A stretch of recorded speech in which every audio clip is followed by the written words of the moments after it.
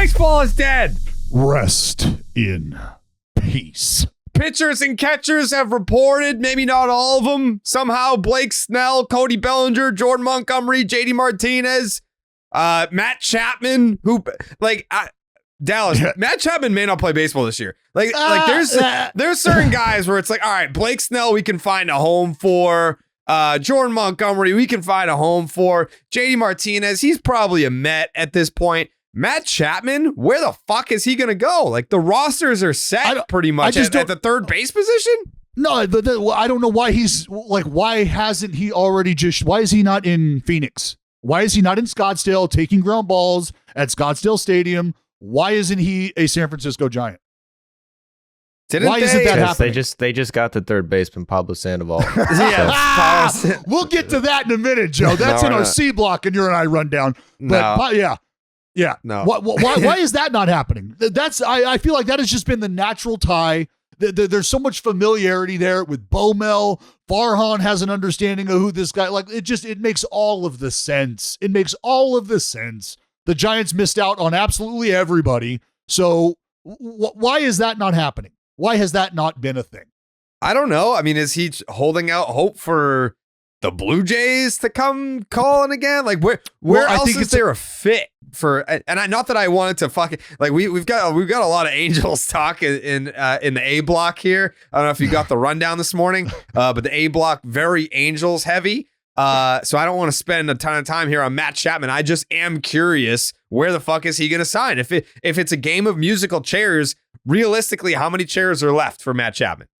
Well, look, this is what you got to know is it's not about how many chairs you or I think exist right now. It's about how many chairs Scott Boras might be able to get everybody else to think exists right now. And that is ultimately where stuff like this goes, right? So now it's about player comfort. Hey, Chappie, are you good with taking swings in the cage and getting yourself right through the end of February and maybe showing up with, once games have already started, you're going to take a week or so to get your feet underneath you organizationally and then ready to roll. Are you going to be ready for the season opener? And the answer to that is probably yes.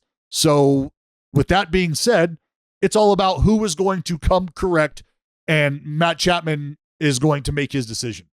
That's just how that goes. So if Boras can get another team involved, fantastic. If he can't, well, then we're going to see who decides to pick up the phone again. It's one of those, hey, here's what we have.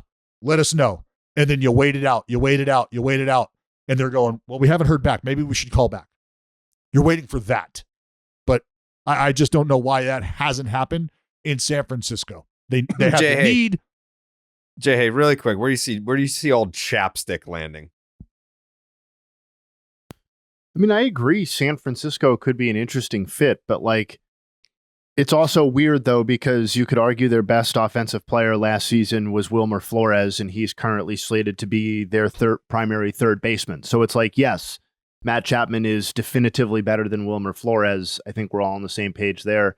I think it's also to me, it feels like it's an easier job for Scott Boras at this point to find a home for Blake Snell than it is to find a home for Matt Chapman. Because you look at how spring training plays out, and it's is an owner going to get anxious about a third base hole the same way that he is when some guy blows out and needs Tommy John in a week and a half on whatever team happens to have that happen?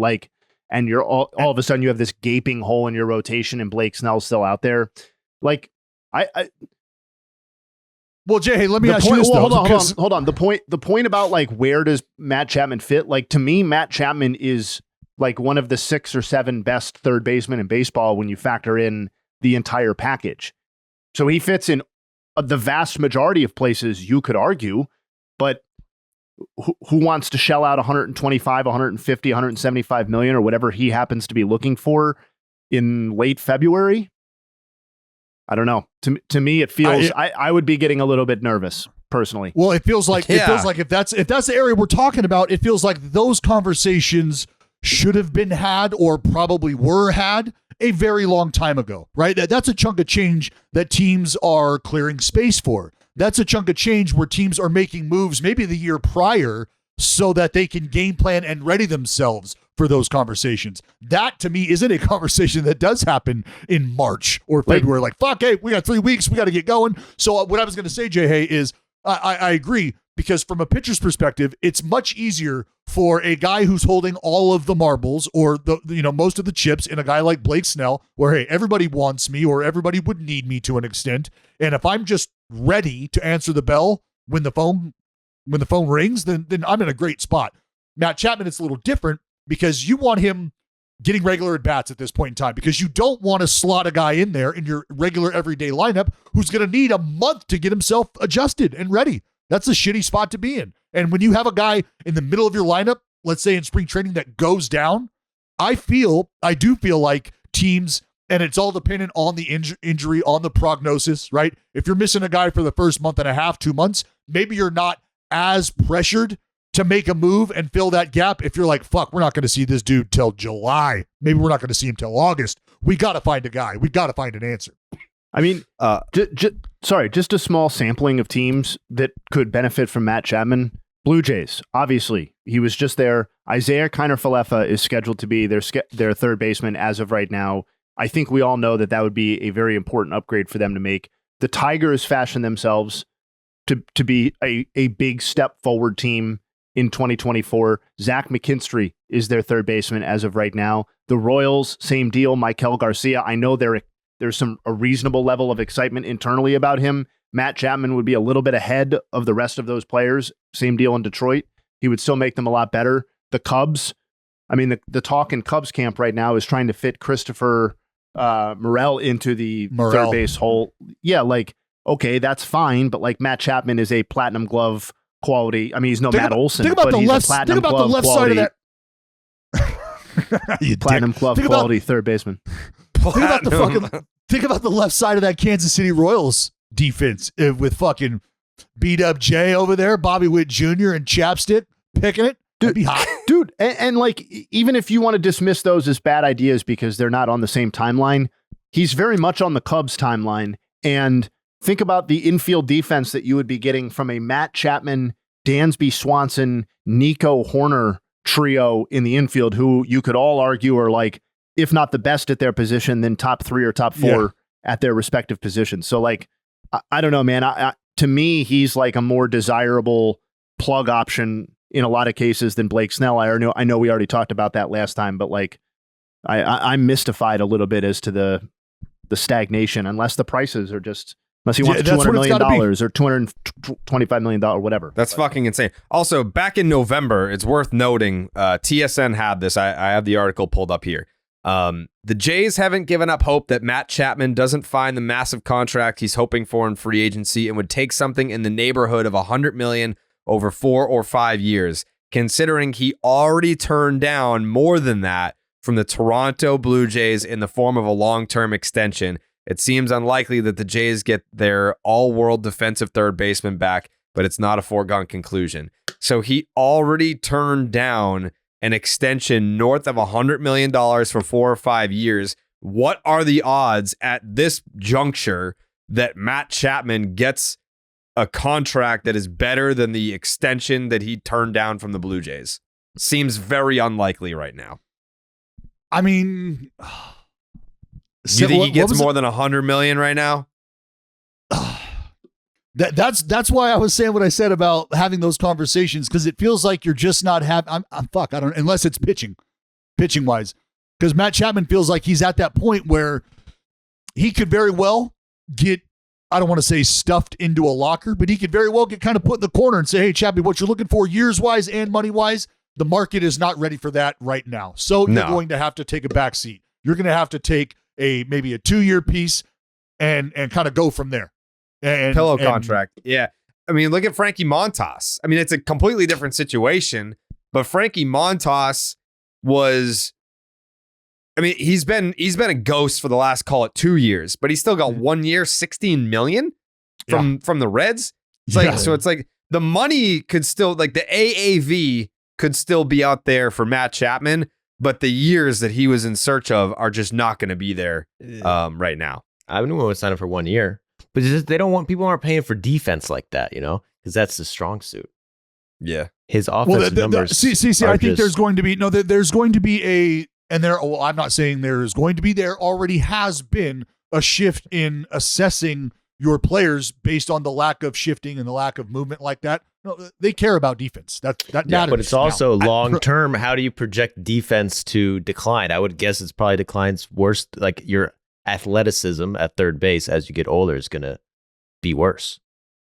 Well, that's just inherent if you're across paying the a guy diamond, wherever you're at. But you're also, I'll even do something that you're not going to do, Joe, and I'll point out the fact that, yes, Matt Chapman has also had hip surgery. He's had labrum done, right? So the tires don't necessarily have the same amount of tread as somebody who hasn't gone through that. But with all that being said, Matt Chapman plays defense in a way that allows his team to set up defensively in ways that other teams just can't. Because you can quite literally put Matt Chapman at shortstop and not worry about having a fucking third baseman over there in some scenarios, because he can cover that ground. He can do that.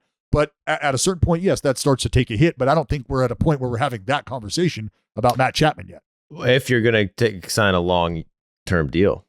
I mean, to Joey's point, though, I do understand, like, at least some level. Like, I'm pro Matt Chapman for sure, but I do understand some level of pause when you're talking about a guy who 3 years ago looked like he was going to be a certain level of offensive player. And we've now seen 3 full seasons, 21 through 23, where he's just kind of a guy offensively, right? Like he's slightly above league average. I get it, but like that, like he's playing through that. It's not like a guy who has Tommy John and gets to play through the early part of that. Like that was what he was doing on the hip. Is he was playing through and knocking the rust off the early part of that recovery. So what you're getting offensively is absolutely a shade of who he is. But I agree with you that it's been a sustained sort of window of the lack of production. And I would counter and say that that's him trying to figure out, 1, through the first year, what does this feel like? 2, adjusting through that second year to what he is now physically. And then that third year is kind of where I have to say, I agree. We need to see it start to step up. Otherwise, we run the risk of just, pegging him as this guy who has no offensive might behind him. Sorry, last thing I'll say on Chapman is it's not perfect analogy, but he's almost like the opposite of Cody Bellinger. And it's interesting that they're both still out there, because one of the concerns about Bellinger is like he was so productive while not hitting the ball all that hard, relatively speaking, last season, and having a lot of production come via soft contact. We've talked about that. How sustainable is that? Matt Chapman, for a lot of the season, was at the top of, and by the end of the season was still at or near the top of, like, how hard are you hitting the ball leaderboards? And you look up at the end of the day, and like at the beginning, it looked like, oh, is this Matt Chapman finally putting together that full offensive season that we've been waiting for? And then you look up at the end of the season, and it was basically the same season that he put up in 21 and 22 offensively, and it's a 750 whatever OPS, and you're like, how does a guy who hits the ball that hard come up with a 750 OPS by the end of the season? And it's a little bit of like an opposite scenario. It's just interesting to look at. You could run through some of his game logs too, Jay Hay, and you could find out just how streaky Chappie is. Like, he's Will Ferrell streaky. You know what I mean? Like, it'll be hot. Yep. And then you're like, Chappie, where'd you go? And he knows that. He's aware of that. And he talks about, like, I'm trying to close that gap between when I'm seeing it well and I'm feeling it well, and then when I'm not. I'm trying to close that gap so that those peaks and valleys aren't so drastically different. One last thing on Matt Chapman is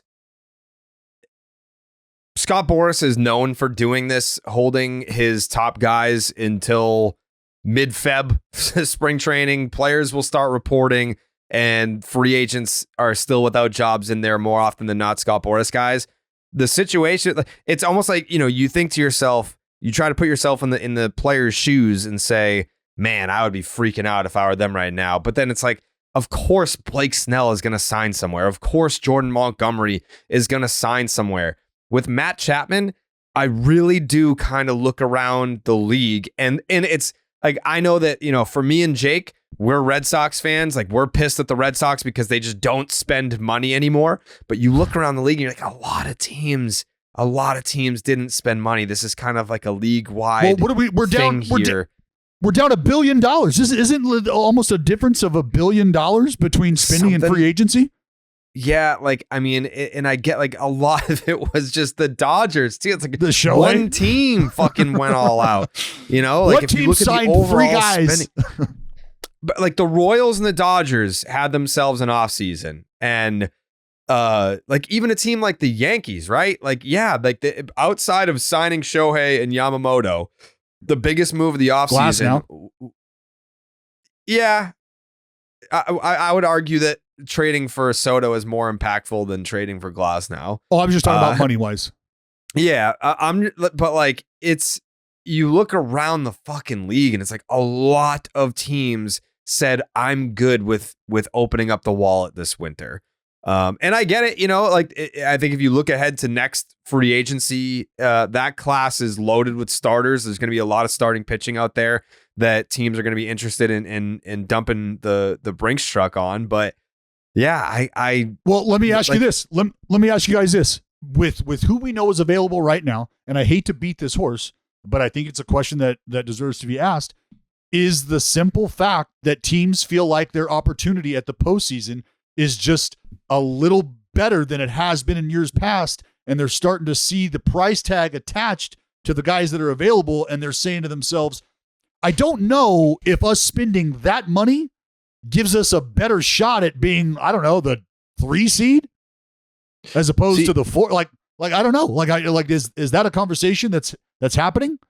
See, I'm not saying that's not a conversation that's happening, but to me, I view these teams in the exact opposite, or I would be hoping that their motivations would be in the exact opposite light, because a lot of the teams that we talked about, the Blue Jays, the Cubs, even some of those Central teams, if you want to be optimistic about what you think about them, AL Central, are like in that nexus where adding 3 wins or something like that, which a Matt Chapman acquisition or a Blake Snell is like very conservatively worth 3 wins. Like that could be all the difference between, forget the seeds, making the playoffs and not making the playoffs, right? Like 3 games was basically the difference for the Cubs last year. It could be the difference for the Blue Jays again. Like, I don't know, man. Like, I'm with you, Jay. It depends. It doesn't matter like what you even look like. You look at the playoff odds, just for example, on Fangraphs. Blue Jays are at 45.8% to make the playoffs, which is 4th in their own division. Like, and so what I'm saying is, does the price tag of a Jordan totally Montgomery changes? But does the price? I wholeheartedly agree with you, and I think we all would love for every front office do I be want to spend looking at it $150 million like to do that? But yeah, I right. get it. That's the conversation, because I'm with you. I 100% agree, and I think every baseball fan across the land agrees. They would be looking at it going, hold on, if we're just 3 fucking wins away, and this guy right there, or that guy right there, or this guy right there, all gives us a chance to secure those 3 wins, we're fucking fighting to get to that. We're scratching each other's eyeballs out to get to that. But they're looking at it going, that's $125+ million that might not net us those 3 wins. I don't know that we want to run the $125 million gambit to figure out whether or not that's the case, because this is baseball. And who knows? Maybe there were 3 starts that we should have won last year throughout a rotation that we didn't, that we're going to get back this. I think that's where there the are mentality always reasons is. to not spend. Yes, you can always for find sure. them, for sure. But Yep. Yeah, we don't want that. I'm just thinking that's kind of the conversations that are happening, because there's no players that are out there aren't slapdicks. Like sometimes we get to spring training or 2 weeks into spring training, and it's like, oh, and you get these graphics on Twitter. It's like the all unsigned team, and I'm looking at it like, yo, these guys are unsigned because they suck ass at this point. They're like 37 years old, and like I know it's cool. Like we all loved that era of whoever, but like they're not signed because they stink. These guys are very good players still, and like some of them are award winning, and like whether you think Blake Snell was ever winning a Cy Young again in his life, we do know he's a very good pitcher. And it's just, to me, it does become a bad look at some point, more for the sport, I think, than the players, at least in my opinion, that high level players like this remain unsigned deep into free agency, and it remains a steady topic of conversation as opposed to what's happening on the field, which I get people are also talking about, but at some point, let me ask you a question. One I want to say about Chapman and about Bellinger specifically, I think we've done a good job of highlighting why there could be some apprehension in signing both of those individuals. Joey kind of touched on the physicality of Matt Chapman. And think about Bellinger. You highlighted the production via softer contact that we've seen, and our teams racing to sign up a guy who has had production because he wasn't hitting the ball as hard as he has in the past. And so there may be some apprehension because they're saying to themselves, well, who is this guy this year? That's who he was last year, making an adjustment. Is this somebody, though? Are we going to sign up a 5-year deal based on the 1-year adjustment he's made? I'm going to need to see it another year. But and I think that's the conversation. That's the distinction between, am I going to pay this man $225 or $250 million? Or am I going to pay this man? Like, that's not whether these are $100 million players, because to me, they objectively, even with the flaws included or the questions included, are $100 million plus players in the current baseball environment. And if we're going to, like, by even having the conversation to some degree, we're almost feeding into it, but like, get ready for free agency in the future, because we talk about all these big time extensions that these young players are signing, Bobby Witt Jr. being the latest example of this. Like, the legitimately awesome, great, flawless investments, quote unquote, basically are not going to make free agency moving forward. I know Ohtani just did, but that is a unicorn situation and a fucked up organization, right? Like, otherwise that is not happening moving forward by and large. No. So every guy who makes it to free agency is going to be, you can convince yourself,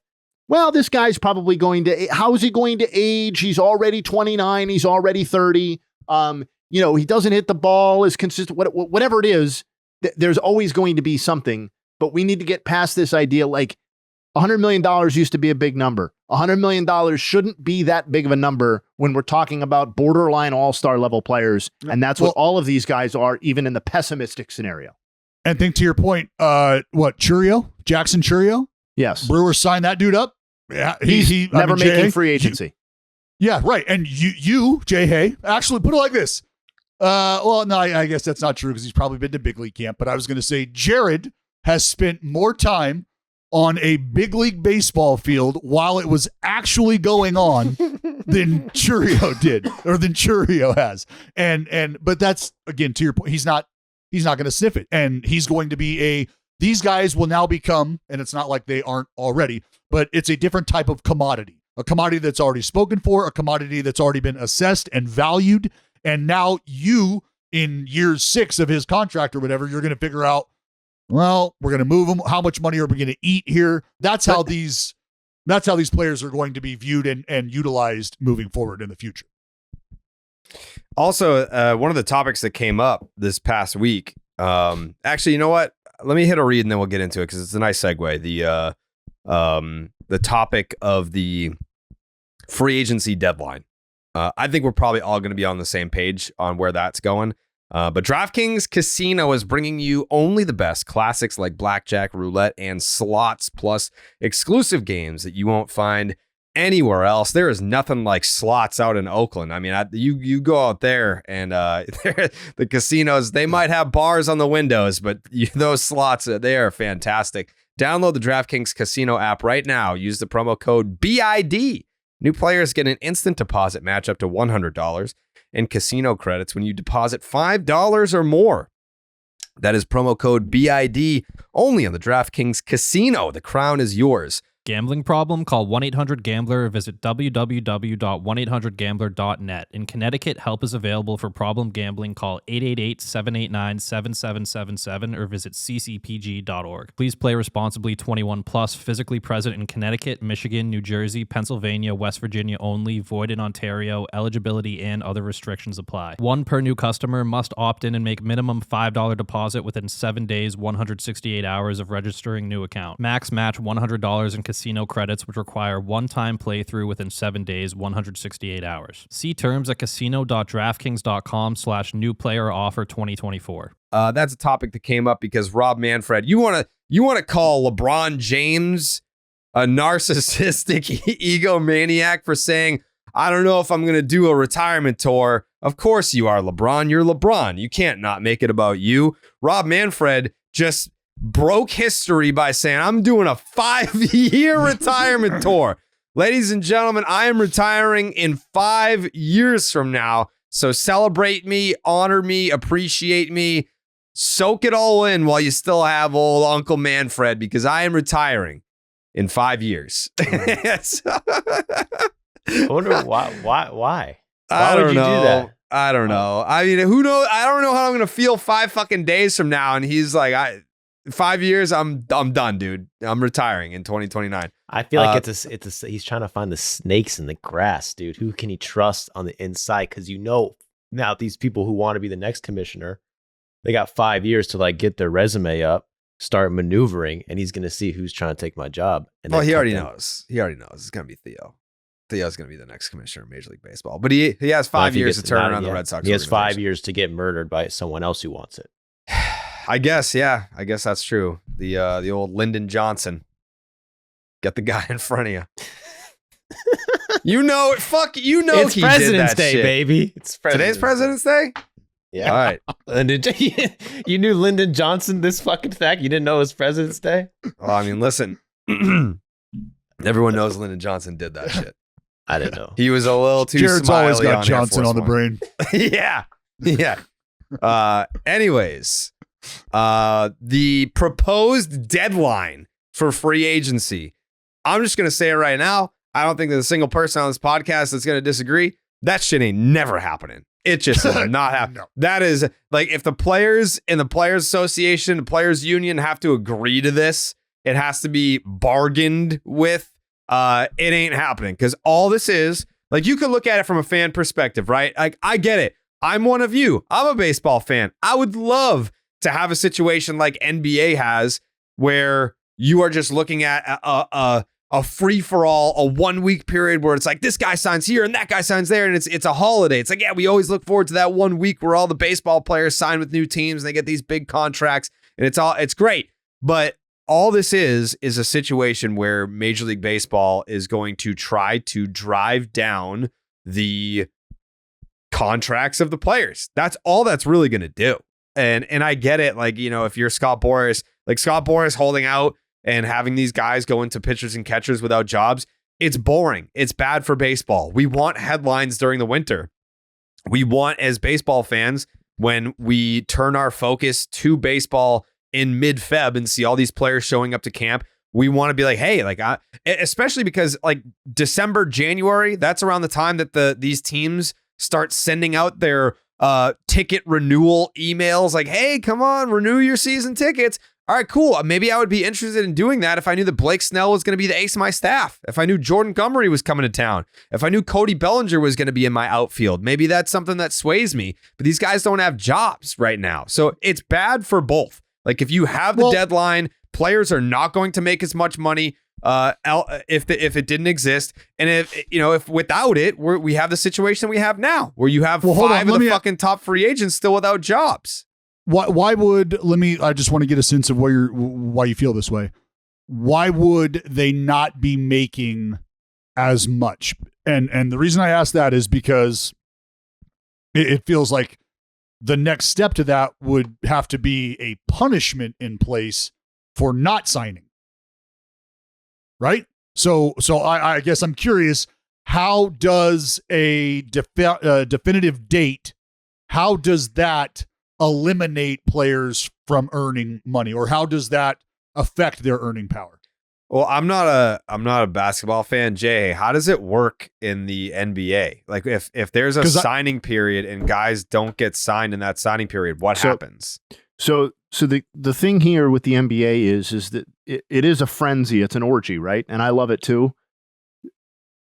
It's a cap space situation. So the teams only have, by and large, a certain amount of cap space to spend. And once that's spoken for, you can and will get signings outside of, the NBA signing period, or what we generally think of as that. But it's generally for low dollars, or it's teams signing their own guys to extensions or something like that, because no team is making it through the first couple of weeks of free agency, let's say, with their $30 million in cap space not already spoken for. And if it's not actually spent, it's being reserved to take bad contracts in so that they can get draft picks. That's how it works in the NBA. Obviously, it's not the same way in baseball. But like, I guess my answer to Dallas's question would be like, I don't think it eliminates or precludes people from getting big money in baseball in the same way that it might in the NBA. But I do think one of the players' primary weapons is to just keep waiting.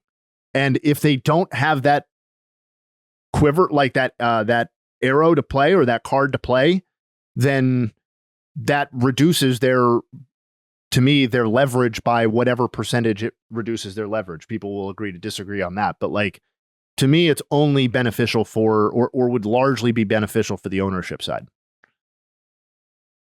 If the winter meetings pass and the answer to any free agency pursuit is you cannot now receive more than X number of dollars, then every second you tick down to that deadline is a little bit of pressure that's put on the player and not really on the team, because the team can still sign players theoretically, right? It would just be for not very much money. Didn't Rob Manfred say this week that he was open or would like a deadline? Yes. Yeah, that's what's prompting this. That answers your question of who it would help. Well, yeah, no doubt. 100%. And so from a player's perspective, think about this. Let's just put all of us right now. We're all pitchers. We're all starting pitchers. All right. Jay Hay and I do not have a home. We're holding out. We need to see what's going on. Joey, Jared, Jake, you guys are all slotted. You guys are on high dollar multi-year deals. Unfortunately, though, Joey, your fucking leg just fell off. Jake just got hit by a bus. So there's 2 openings now. And you guys we're talking 1s, 2s in your rotation. Jay Hay and I, a couple of 1s and 2s just hanging out on the free agent market. Guess what just happened? Yesterday's price is not today's price. Yesterday's price is no longer today's price. So while I was more than willing to entertain a roster spot on your team, Joe, because I'd love to be your 3, well, your fucking leg fell off, bud. We've forgotten all about you. Your team needs me. I'll be your Joe, but that's going to cost you. And that happens with the free agent market not having a deadline, not having any of those stipulations placed on when and how I can sign players, or as an athlete, who I choose to sign with, and the leverage that I've afforded myself by being healthy and by being good. That's what that gives me. And I know, like I said, I would be nervous if I was Matt Chapman, like being unsigned to a big dollar contract right now. But like, it's not like the holding out scenario never works, right? It works all the time for the players. Like Bryce Harper, I think I saw, what was that, 2 weeks after reporting before Bryce Harper was signed to his mega contract with the Phillies. You know, we could go back further to guys like Prince Fielder, who it's like, I remember the conversation with Prince Fielder. It was like, who the fuck is going to sign this guy to a big contract? And then bam, 214 whatever $1 million. Prince Fielder, you know, you're now, what was it, the Tigers? You're now a Tiger. So I don't know, man. I just feel like yes, there's a part of me, there's a very selfish part of me that would love to see a signing period, but I think we all know that it would be doing a disservice to the players' earning power to have it that way. Yeah, so I'm gonna have to tell you politely to fuck off. Right. Yeah. Just not gonna happen. And the idea is nice. The idea, but is it nice. that much better? Because like you kind of blow your load, and then it's like, what do you have to do for the rest of the offseason? I think that's fair too. Yeah, I do legitimately think that it is all about the optics of the fans who see what happens in the NBA. They see the excitement surrounding that, and then it's like, all right, boom, done. And now you can kind of look forward to next season because this is what our team looks like. Football's the same way too. Yeah. Yeah. Mm-hmm. So baseball, we don't like it because we want to know what teams look like as prognosticators. How do you expect me to tell you who's going to win the division when a team might not have a fucking ace? Like adding a Blake Snell to a borderline team makes all the difference in the world. So it's tough in that regard to kind of take a full lay of the landscape. But I also think that at times that's what makes it fun is you just don't know. You have no idea because you could wake up tomorrow and Chris Bryant could be playing left field for the Colorado Rockies. Yeah, I think part of me would miss it if they change. They're not going to. I think we all agree. But I think part of me would miss it, being like, oh, well, all the action's gone, and it's December 11th.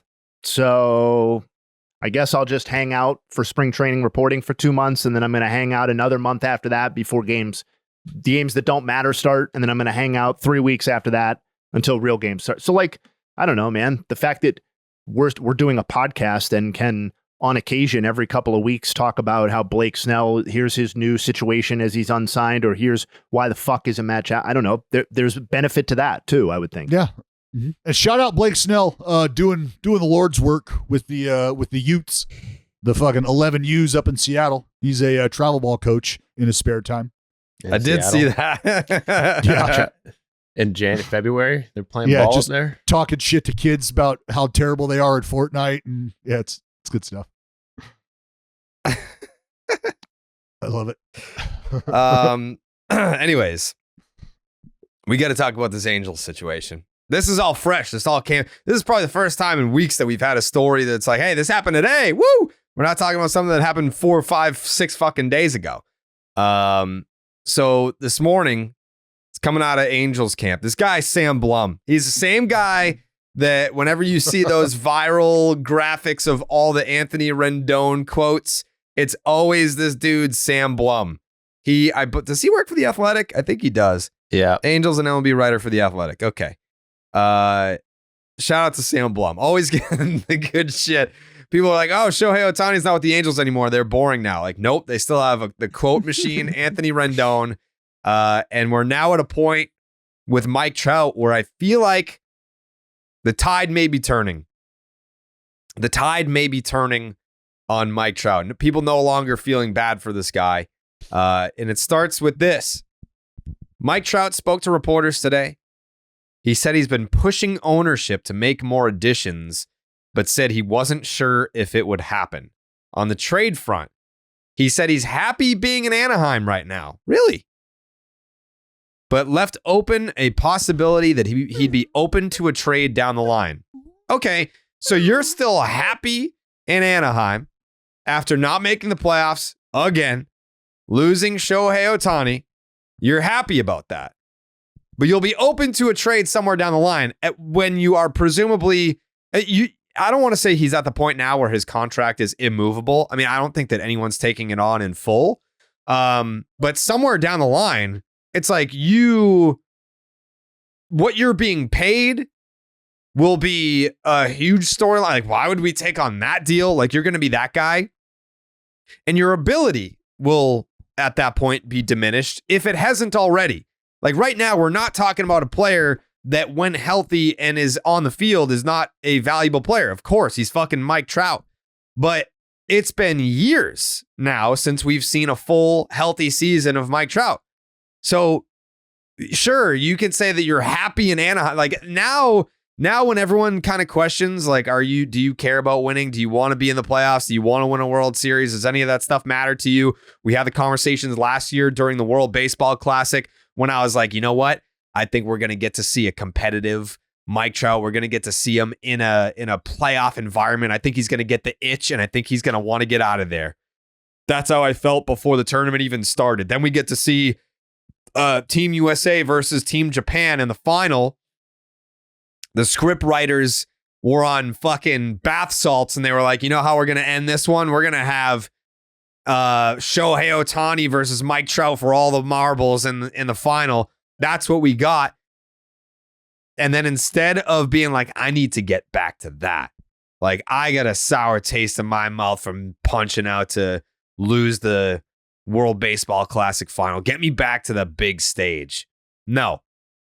Mike Trout speaks to reporters and says, I'm fucking pumped about Anaheim. I love being here. I asked the team to add more players, and they said, we're good. And I was like, fuck yeah. Like, maybe I'll be interested in a trade somewhere down the line, but not right now. I gotta finish this one out. I gotta see where this Angels story is headed, because I love the direction as it stands today. Well, maybe it's their scriptwriters are still on crack, and we'll see this year. Shohei, Trout, rematch World Series. I guess it's not possible because Shohei can't pitch, but maybe next year. Yeah. Imagine if the Angels made the World Series with Mike Trout. That'd be awesome. Look, I'm gonna. I said this morning when I tweeted it. I love Mike Trout because deep in my heart, I love what he's all about as far as what I think we have seen from him competitiveness wise, where he's not going to be the rah, follow me, I'll put you on my back. He's not going to be the guy that's holding that vocal team meeting at the crucial juncture in the season. And I think it's been proven that he's not that type of guy. He wants to be, and he has been his entire career, the guy that has led by example. He's let the stick do the talking. He's let the play do the talking, right? And he's felt for a long time that if I just keep doing that, they're going to have to see the light and they're going to have to put people around me. Well, the organization has failed him grossly on that front.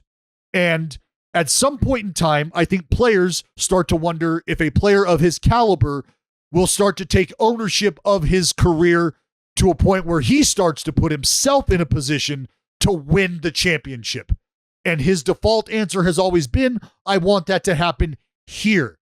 He is loyal to a fault. He is loyal like a Labrador. You could kick it, you could starve it, and when you come home from work that next day, he's going to lick your face. And that is what Mike Trout has done for Angels fans his entire career. And I think we're at the point now where players around the league, current and retired, are starting to go, well, you know what, man? It's great that you want to set the example, and it's great that you want to win it there. But at some point in time, players also understand that if you're just not that dude to rally the troops, if you're just not that dude who's going to motivate the room, then it almost leaves the room to itself without its greatest superpower in Mike Trout. So Mike Trout is in the room, but is he? Is he leading that room? Is he holding people accountable? Because I would wonder what an Anthony Rendon act would look like unfolding with a guy like Derek Jeter in the room, or with some guys who have a little more fuck you in them. I wonder what that would look like.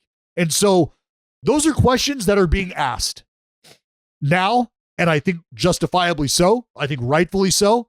And it's almost like, why now? Why is Trout being vocal about it now? What is he being vocal about in your mind? Well, remember with the Correa stuff or the Astros scandal? That was the first time we had heard. So over these last 3 years, the only time. But so you could say first and you could say only, and those would both be fitting. But he's also been vocal after that about his status within the team, right? For the first time, the end of what, ever. 22? Was 22. it? 22. Yeah, end of 22. When asked about being traded and what it looked like. And so he's talked about No. That was after 23. After 22, remember, he was like, hey, we got to fucking get it going in the offseason. Like, yeah. He was implying, like, he was saying it without saying it. He wouldn't be blunt about it, but he was saying, like, you guys got to fucking put a team around me or else I'm going to want to get out of here. And what happened? That was the first time ever he had said anything like that. The first time ever. We had never, ever heard anything like that about Mike Trout. His but now it's a hollow threat. Happiness. With context and hindsight, it's a hollow threat because here we are 2 years later, and he said it's like. But this could be sending a smoke signal, Jared. This could be sending a smoke signal to the rest of the league. You see basketball? Abso-fucking-lutely. If I see baseball, so you kidding when me? he's like, if you guys clown on me 15 or 16 more times, I swear to God, that's Mike Trout. Like, if you guys put together a shitty team like 5 or 6 more seasons from now, like, I swear to God, I'm going to ask for a trade. It's like, dude, you're going to be 38 by then. Who cares? But this all ties into him not being the publicly vocal guy that would do that 5 years ago. He's done it within the organization. And now, I agree, the wick is burned down, right? It's no longer that big, bright blue flame that burns, that is Mike Trout. And the threats are hollow, Dallas. Like when he's after sending 22 smoke signals though to other teams saying, "Hey, I'm ready." Like I can't, as Mike Trout. If he really wanted to get out of there, look. he could force his way out of there. He's Mike Trout. This is what he's doing by being vocal about it consistently. He can't just go to the top of the mountain and say, "Fuck this team, I'm out, I'm done." Because if he did that, that would quite literally be Montezuma burning the ships. The only problem is he doesn't have warriors behind him that are ready for that fight. All right, he just doesn't. Yeah. And so I think he knows that too. And he would say, if I go and do that, I absolutely tell the 25 other guys in that room that this season's done, and every other season, every game they know that we it's play, done. Rendon is screaming it at the top of his lungs. But if he does it, Jared, if he does it, if Trout verbally says it and acknowledges it, that burns the entire schedule from the fucking opening day until Mike Trout is out of that uniform. It's over. It's over. If he says it, if he's public about it, it's fucking over. Because now the Angels are the team that got rid of the greatest player, are now going to try to trade the second greatest player they've ever had. And what are you going to get? Not a lot. What? Get some good stuff. Not with that contract and the injury history. Yeah, they'll get some prospects, sure. Like it's almost like I don't know.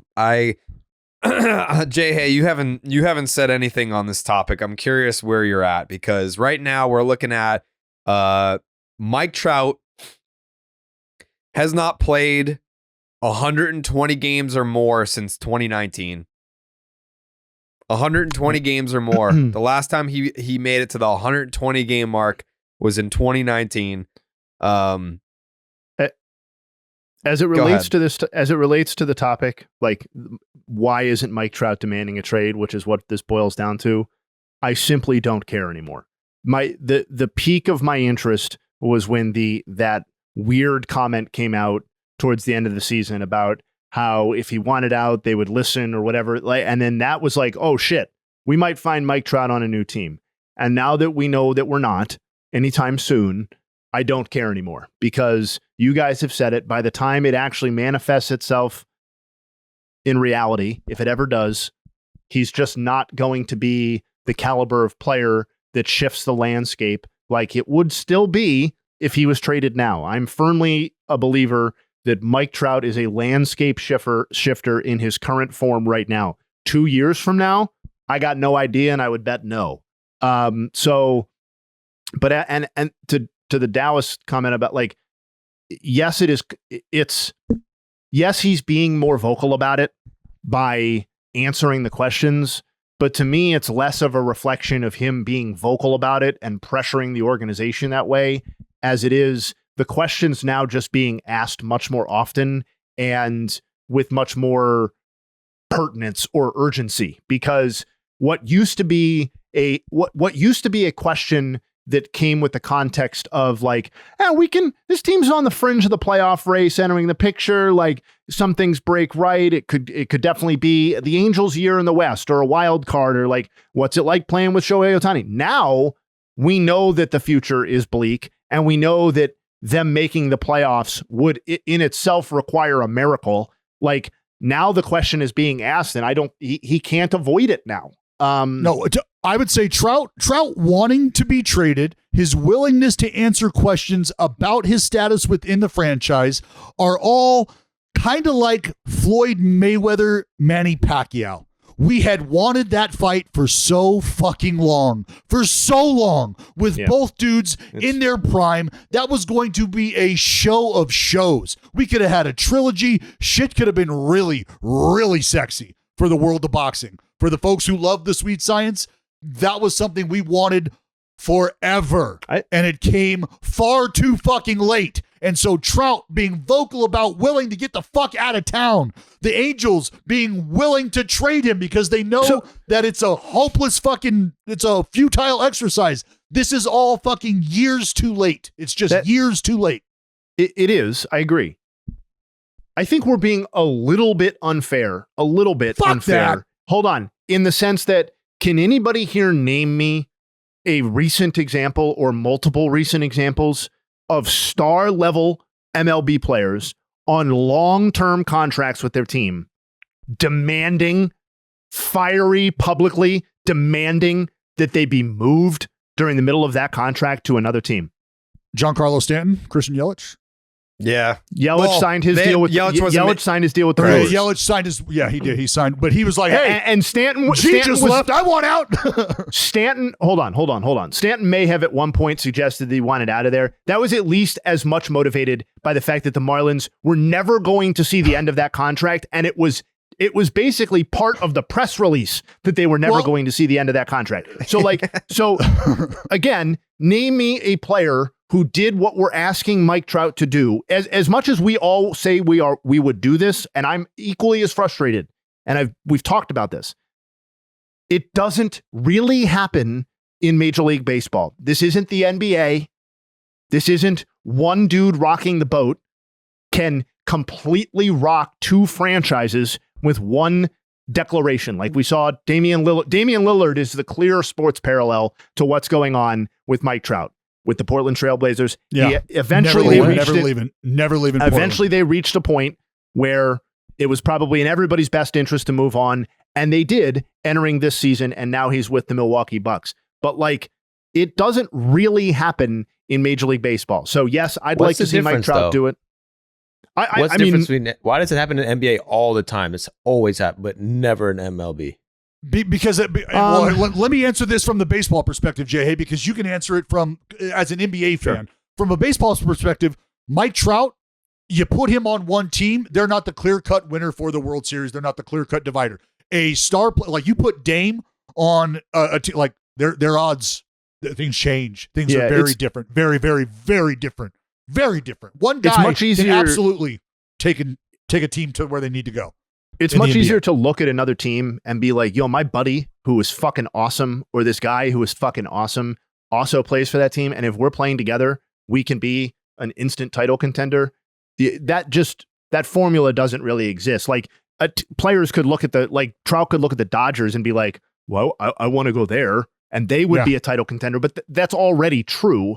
And they're already a super team. I don't know.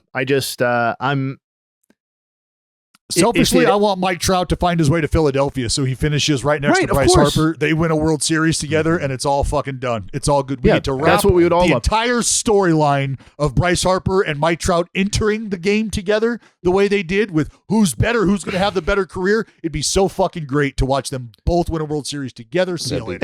It also speaks to the underlying poison that is the Mike Trout conversation in some degree, because most of what he's doing would be lauded if it was done by most other people. Because one of the things he did say was, I don't want to take the easy way out. Asking for a trade out of Anaheim or whatever, Angels, would be taking the easy way out. That was also part of the quote that he delivered. And that, uttered by almost anybody else, would be oh, damn. He's just, you know what, man? He's just a grinder, and he's loyal, and he's just those are good things. And when I'm saying those things, I mean them positively. And we're talking about his loyalty it's an anchor around him. It's a character flaw. Well, it's a character flaw. And I think there is some merit to that. I'm not dismissing that it's an anchor to him, because we all want to see him fly to different, a new level of prominence or greatness, or at this point, really at his age, just have success on a bigger, more important stage, right? That's what it's about. I have a point to make on all this, to what you're saying now, Jay. I don't think anyone gives a fuck about Mike Trout winning a World Series with the Angels. Let's just say in an alternate universe, Derek Jeter, the captain of the New York Yankees, was in, or we could use Aaron Judge for an example now, right? Kershaw in Texas? No. Kershaw in Dodgers? Yes. Yes. All right. So let's just use Aaron Judge for an example instead of, using an alternate reality with Derek Jeter. Let's say Aaron Judge is 36 years old and he's still performing at a somewhat high level. It would mean more for, I think, national base. Of course, Aaron Judge, if he's going to win a World Series, it would be great for him to win it with the Yankees. He's a Yankee. If he demands a trade and he wants to play for the Giants and then he goes and wins one there, is everyone being like, No, like it's cool. Judge got one, but it's like it's not with the Yankees, so it doesn't feel the same. I think if Mike Trout got traded to the Phillies, that people would be even more into that. It's like, yeah, like fuck the Angels for wasting Mike Trout and fuck the Angels for wasting Shohei Ohtani. Like at least like with the Yankees and Aaron Judge, that example, they're clearly trying to win championships. It's not their fault. They suck at baseball, but it's, you know, if the Angels just are not like, they did not put forth the effort that I think all of us as baseball fans would like to see. If you have Shohei, you have Trout, it's like, man, we gotta fucking go all out to make sure that we are looking like we're trying to win a championship with these guys. They did not do that. It is funny though, because they did take big swings, and those were also massive misses. So it's like, God, they simultaneously didn't try hard enough, and when they did try really hard, they like tripped over their own feet. Yeah, it was just. Well, they were running the 50-yard dash, and they were training to run a fucking marathon. That's what happened. They're like, oh, we're going to run. That's great. Here's 26.2 miles. Buddy, you're only running 50 yards. You don't have to train that fucking hard. What are you doing? But we're going to take every pitcher available. We're taking them. But Jared's point's a good one, because the Trout thing's not just about Trout. It's about the poison and the animosity that the national baseball audience feels, and this podcast feels towards the Angels franchise, because it's not just that Trout. Yeah, it's not just that Trout hasn't had success here and that we're frustrated he won't ask out. It's that we feel like this has been a comically mismanaged organization and situation, and that it's not just that they've wasted Trout, it's that they also wasted Ohtani, and it's every time they have taken a splurge, they end up with a guy who's going on the record every 2 weeks talking about how he fucking hates playing baseball. And it's like, it's just, that's why I said, I don't remember a franchise where everybody was like, as a neutral fan, I hate this fucking team. And it's not like for the Yankees reasons, right? It's not because they're New York. It's because we all hate what they've done to great players. Yes, we are angry. We are angry at the Angels. And we are angry at Mike Trout for not wanting out sooner, or not being as vocal about getting out, more so than we are. We want him out of there more than he wants to be out of there, is what it has felt like to fans. That's why we clamor the way we do about this, because of the ineptitude of the organization and the lack of production around Mike Trout that has led to him not being on the game's biggest stage for the entirety of his career. And we as fans are pissed about it, and we're being vocal about it. And that's where the misplaced anger lands on the shoulders of Mike Trout, I think more so than deserving sometimes. It is it feels like a never-ending story. The get Mike Trout out of Anaheim so that he can win we're a done with World it now, though, Series. Right? We're done, right? We're done. Yeah. Well, do you think after this quote, do you think you're more is he more likely to get traded now or less? This is it. So he's not, never leaving. By the time he does get traded, if he ever does get traded, it's going to be too late, and we're not going to care. Right. Like my Mike Trout boner is so soft that it's like, you want me to put it in? Doesn't work like over. that. It's over. We should never the talk moment about has it again passed. on this podcast. We're going to need some tongue depressors, going to need some duct tape. Until Nightingale incorrectly tweets the trade, and then Passan comes through with the real trade of Mike Trout into in 2027, we should not ever talk about will Mike Trout be traded on this podcast again. All right, I'm here to celebrate Mike Trout to Philly in 2026. Let's go. 26. Whatever. We'll find out when it is. Yeah. But until then, who fucking knows? Yeah. I'm sick of it. I feel like we could all use some better help. I feel like there's some deep rooted aggression that we need to talk about with the professional in a private setting. A common misconception about relationships is that they have to be easy to be right, but sometimes the best ones happen when both people put in the work to make them great. Therapy can be a place to work through the challenges you face in all of your relationships, whether with friends, work, or your significant other, or anyone for that matter. I feel like I need some therapy to talk about. People are calling me a miserable fuck today. Fuck them. Thank you, Joe. That's a true friend. Didn't even have to think about it. That was just his knee-jerk reaction was to come to my defense. Thank you, Joe. I appreciate you. But yeah, people are calling me a miserable fuck, and I will get to that in the next segment as to why they're saying that. If you're thinking of starting therapy, give BetterHelp a try. It's entirely online, designed to be convenient, flexible, and suited to your schedule. Just fill out a brief questionnaire to get matched with a licensed therapist and switch therapists anytime for no additional charge.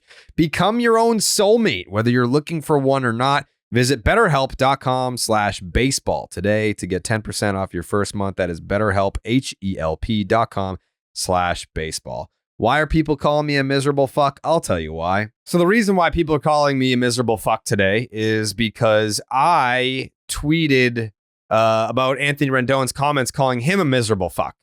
I actually, let me see. What was my exact quote here? I'm still fighting people in the replies. It's almost impressive how much of a miserable fuck this dude is, despite being one of the highest paid players in the history of the game. You, the listener, if you haven't seen or read these quotes, there was no video of it, so I think we're gonna give you a visual reenactment of how this went down. Dallas Braden playing the role of Anthony Rendon. I will be Sam Blum in this exercise so that you can get the full feel, and then you can determine, you the viewer, you the listener, can determine, is Anthony Rendon a miserable fuck, or am I the miserable fuck, or are both of us miserable fucks? I don't know. We're going to find out right now. And action.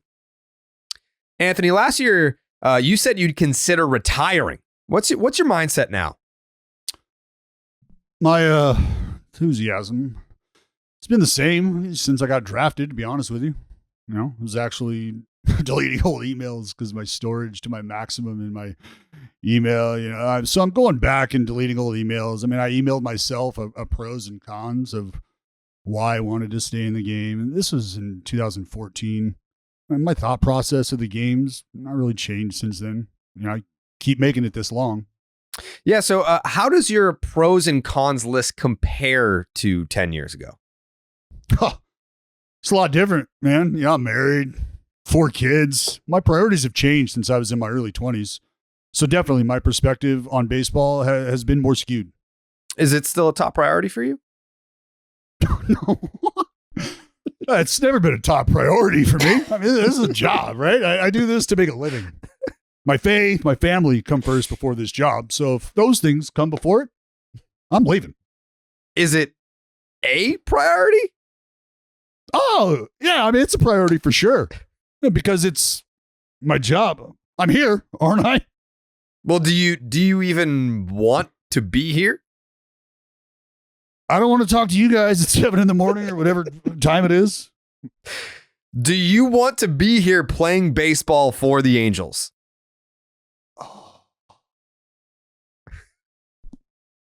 I've answered your question. So why do you keep picking at it? And scene. Jake, am I for me to read that and say, man, this guy seems like a real miserable fuck. Is he the miserable fuck or am I the miserable fuck? He sounded pretty miserable, honestly. Yeah. Like, and I'm not responding to every person who comments on this tweet by any means. But Aaron said, or maybe a freaking game isn't a religion to him like it is to you. And I said, okay, Anthony. I get it. Like, you know, I'm not saying that it has to take precedent. I think we're both not wrong here, Aaron. I think we're both not wrong here. I don't think that you're wrong for prioritizing your family, but you can. Definitely doesn't help your OPS. Yeah.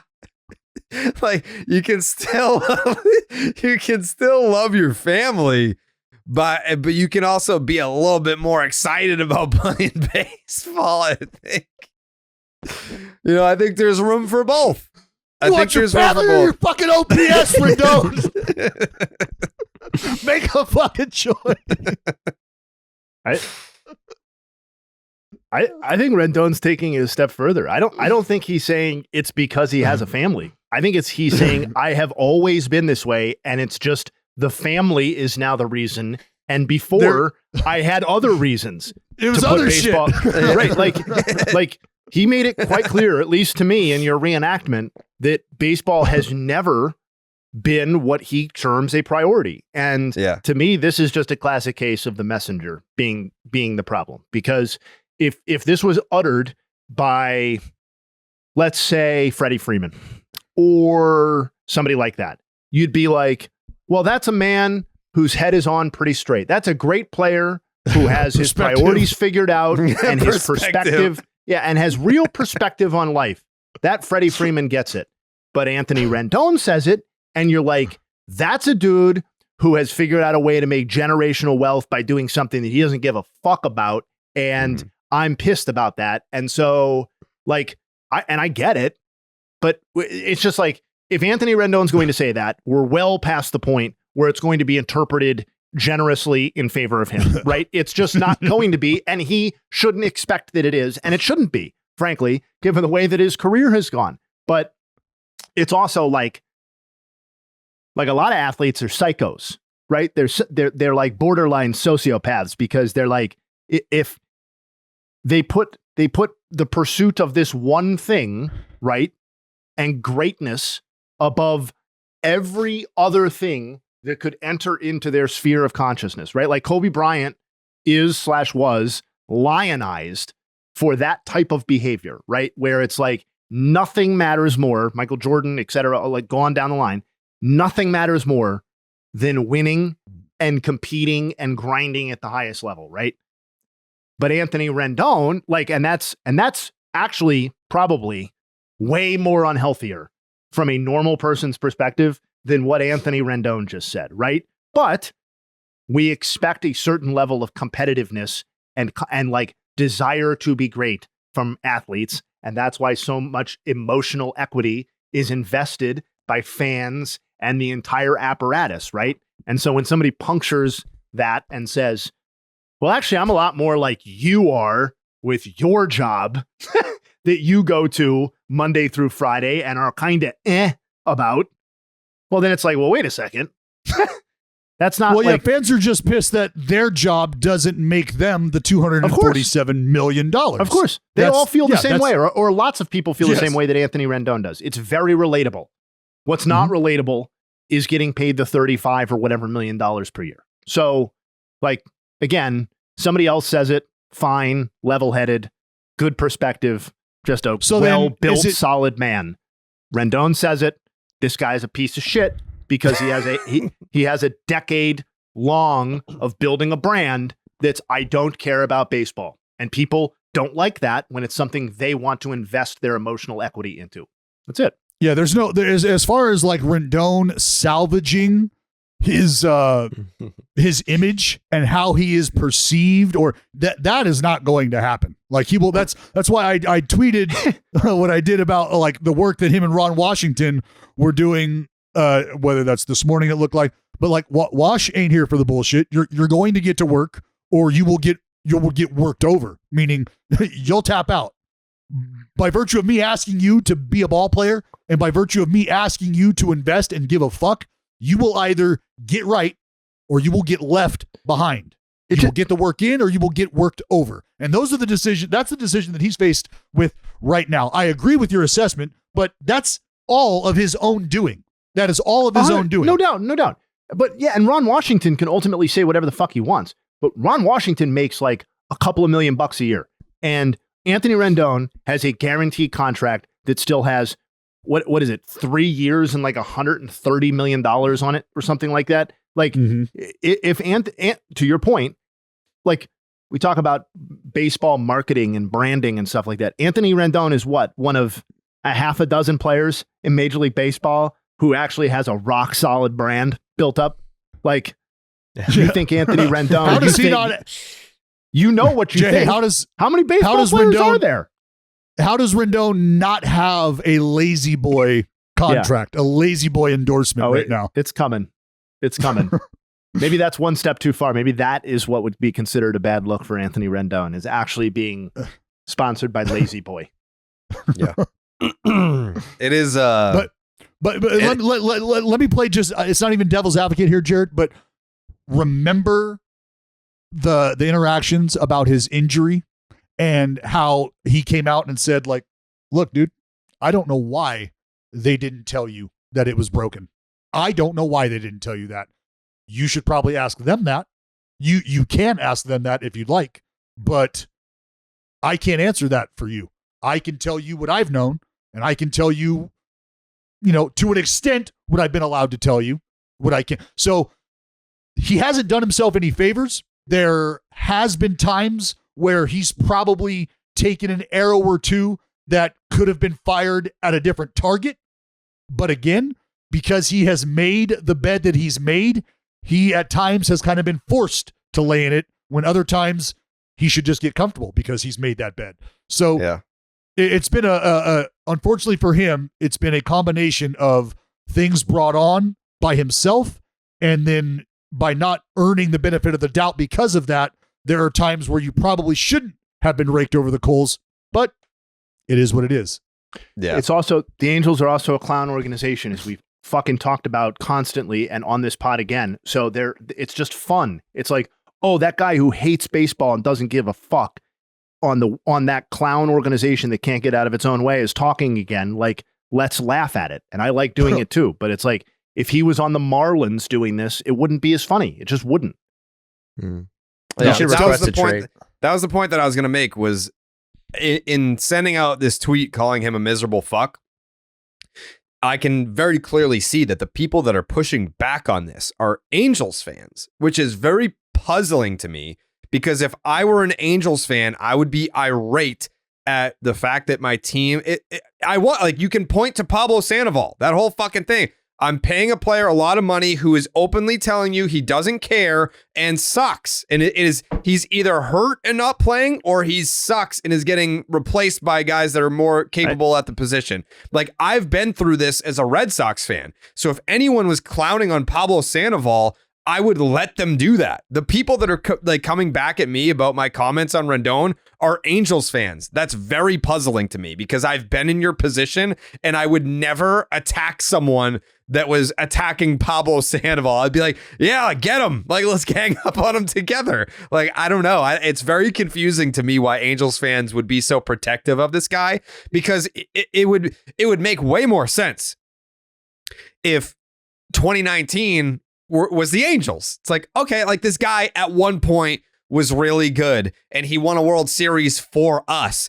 He's done nothing for your organization. Like, at one point, yeah, great player, but not for you. Same exact situation with Sandoval. The year before he came to Boston, yeah, he won the World Series. Not for you. Like, yeah, at one point he was a really good player. Not for you. Why are you defending him so blindly? It makes no fucking sense. This is where Angels fans are at right now. And imagine being in this place as a fan. You have a player that has been touted as the greatest, second greatest the game has seen, in Mike Trout. And he's talking about how he doesn't want out. I'm staying here, going down with the ship. It's an easy way out if I take the trade, blah, blah, blah, blah, blah. You've got that guy of his status behaving that way, saying those types of things, and only now recently even being willing to acknowledge that he might not finish his career as an Angel, right? You have that guy on your team. And then you also have the guy, when you needed help on the mound and you needed help in a leadership role, your team went and signed a third baseman for $247 million over the next decade. And all that guy has done while he's been in your team colors, it seems, has told you how much he doesn't like the game, how much of a priority baseball is not in the grand scheme of his things. That's what Angels fans are dealing with right now. That's a hell of a place to be when you've got your two highest paid players on opposite ends of the competitive spectrum. What does that room feel like walking in? Day one, entire team workout of spring training, and you've got your superstar acknowledging his willingness to entertain trade talks, and you've got the other superstar telling you how much baseball doesn't really mean to him right now.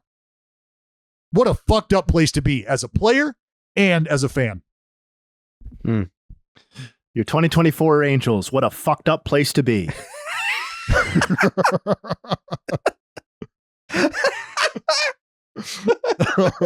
Print it. Oh shit. I will. I wear that shirt. Max already said he's gonna send me. He made a T-shirt that said it just says "I'm here, aren't I?" and the A is the old California Anaheim. Angels. Yeah. Yeah. I'm here, aren't I? That's so good. He might as well have just dropped I'm only here so I won't get fined. Yeah, that's pretty much where he's at. And I it is what it is. It is what it is. I will save a Max call for when this inevitably unravels even more. Like, this is just like the tip of the iceberg, I feel like, with the Rendon stuff. The saga continues. Really quickly though, because we have the 1931 MVP, the story time with Joe, and we have the catcher all-time Mount Rushmore to get to still. Where are we at on the ugly jerseys? I feel like this was a big story. I can't get myself to care that much, but I've seen a lot of people are super passionate about this on the internet. There's some fucking jerseys that look like shit, dude. You've seen ones? Vogt, like Stephen Vogt, but just the name arching. Stop it. Stephen Vogt has 4 letters in his last name, VOGT, and they have found a way to necessitate an arching of his last name. Stop it. Stop it. You're doing entirely fucking too much on that front. As far as quality of the jersey, players, and I've talked to guys, they're like, look, bro, June, July, August, Texas, fucking DC, yeah, let it breathe. They don't really care about the threading and the patches and the That's what I keep hearing.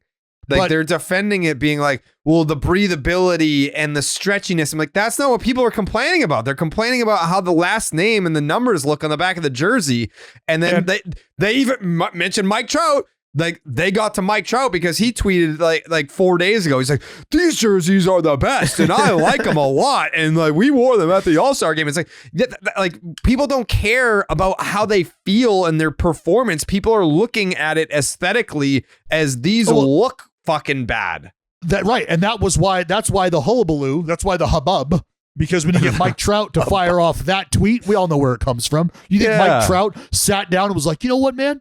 Fuck. 10, 12 years in this game, and this is the first time these jerseys have ever really caught my eye. I need to tweet about this. Absolutely not.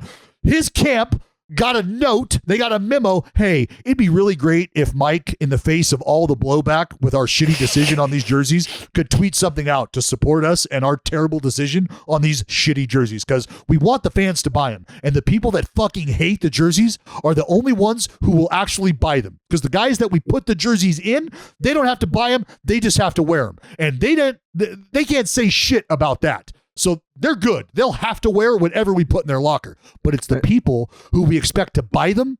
Those are the ones who have the problem with them. That is a fucking problem. That's a problem. It's just literally just the letters. They just fix the letters. It'd be fine. Yeah. Well, but the patches too, Joe. Like, those patches look like iron-on insignia.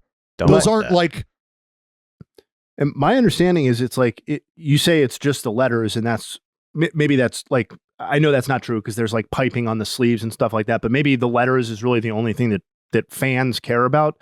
My understanding, though, is that the reason they come out that way is because like the printing template like is a certain way in the new jersey, and that like that's why it's like aligned the way that it is. So it's like it would take I'm not a manufacturing fucking specialist, but it would probably take an overhaul of how they're doing all of these jerseys to fix that problem. And like, to me, I don't care because I don't buy merch like that, and I'm certainly not buying jerseys, but like the reason people care, other than they look bad, is it's just another small example of something in the game or in sports being incrementally worse, and the only person or people benefiting from it being on the ownership side or on the league side. It's just like, there was no reason for this other than probably cash in your pocket, and it's a worse product for basically just that reason. So like that's why I think people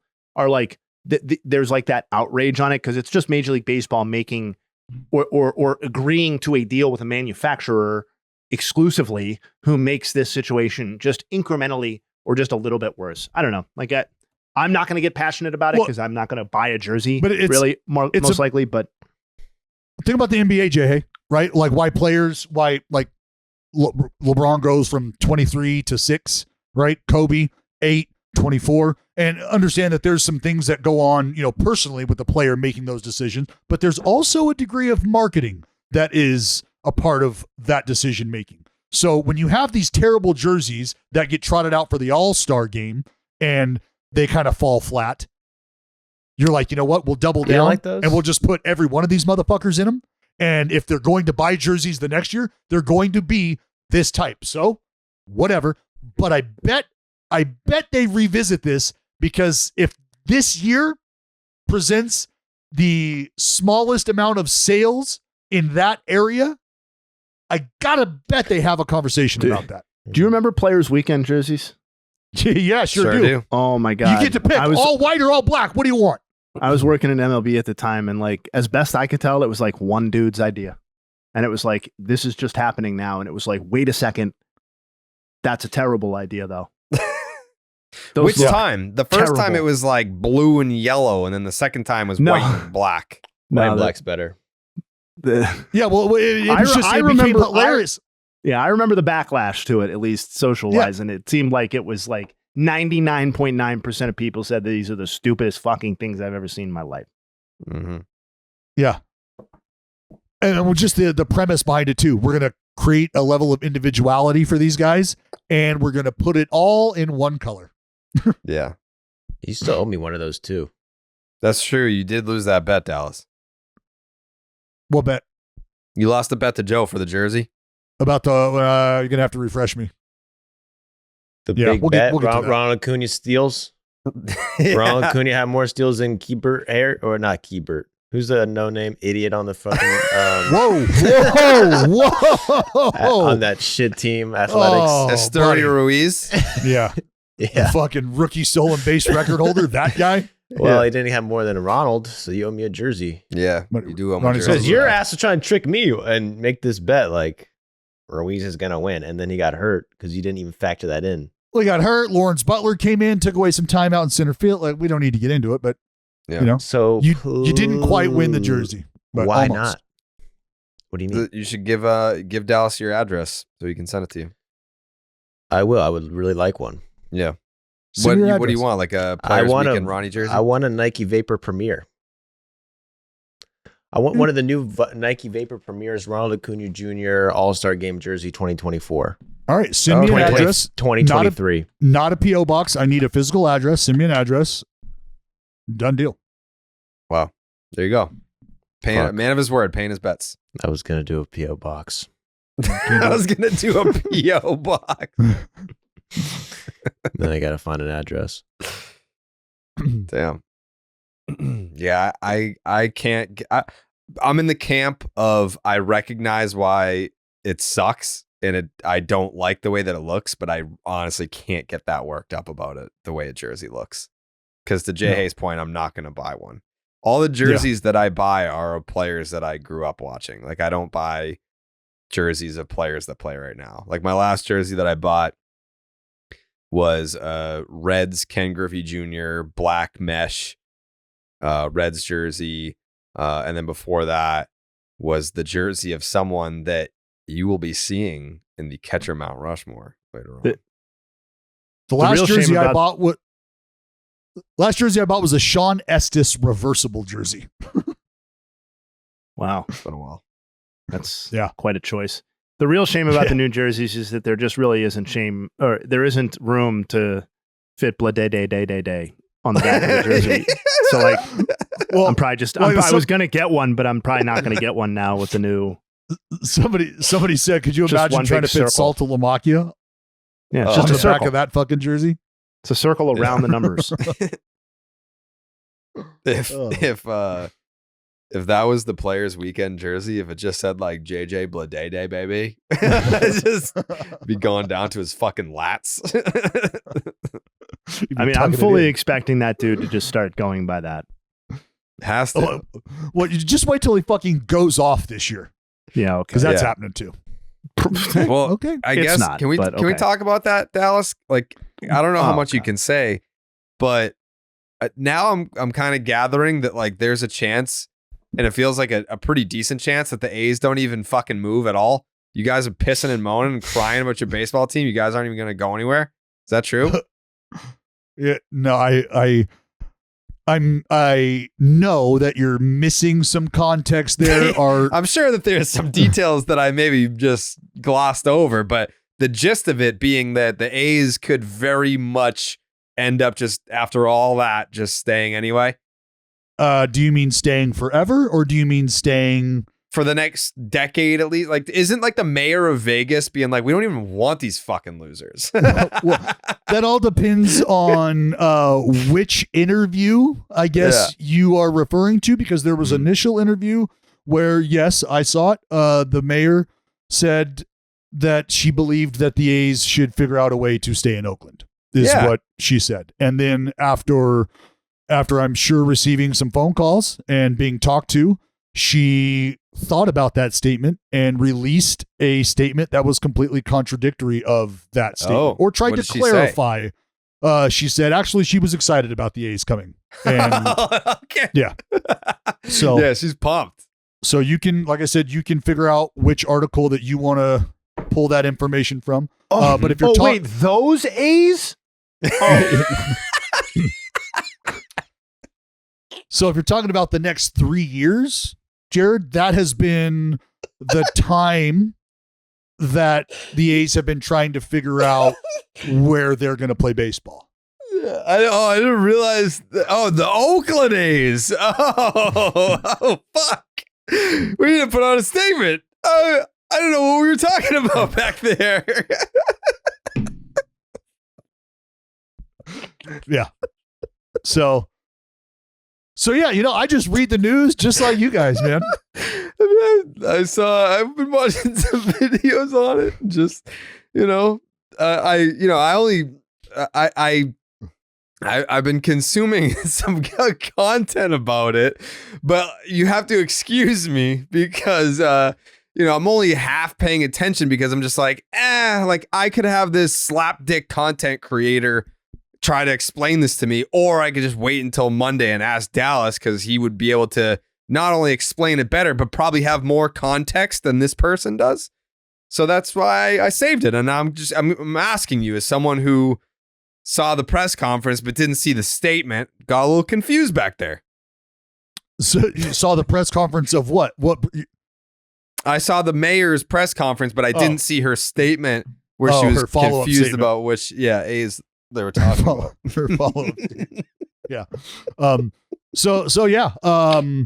I know that there were efforts. I don't want to say efforts. I know that there were checking in on the viability of a ballpark in Utah. I know that they were. You guys gonna be soaking the Oakland Soakers, the Soakland A's. Oh fuck. This is my life.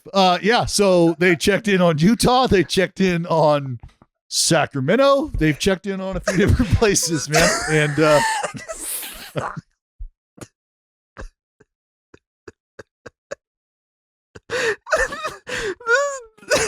this is where your life has become.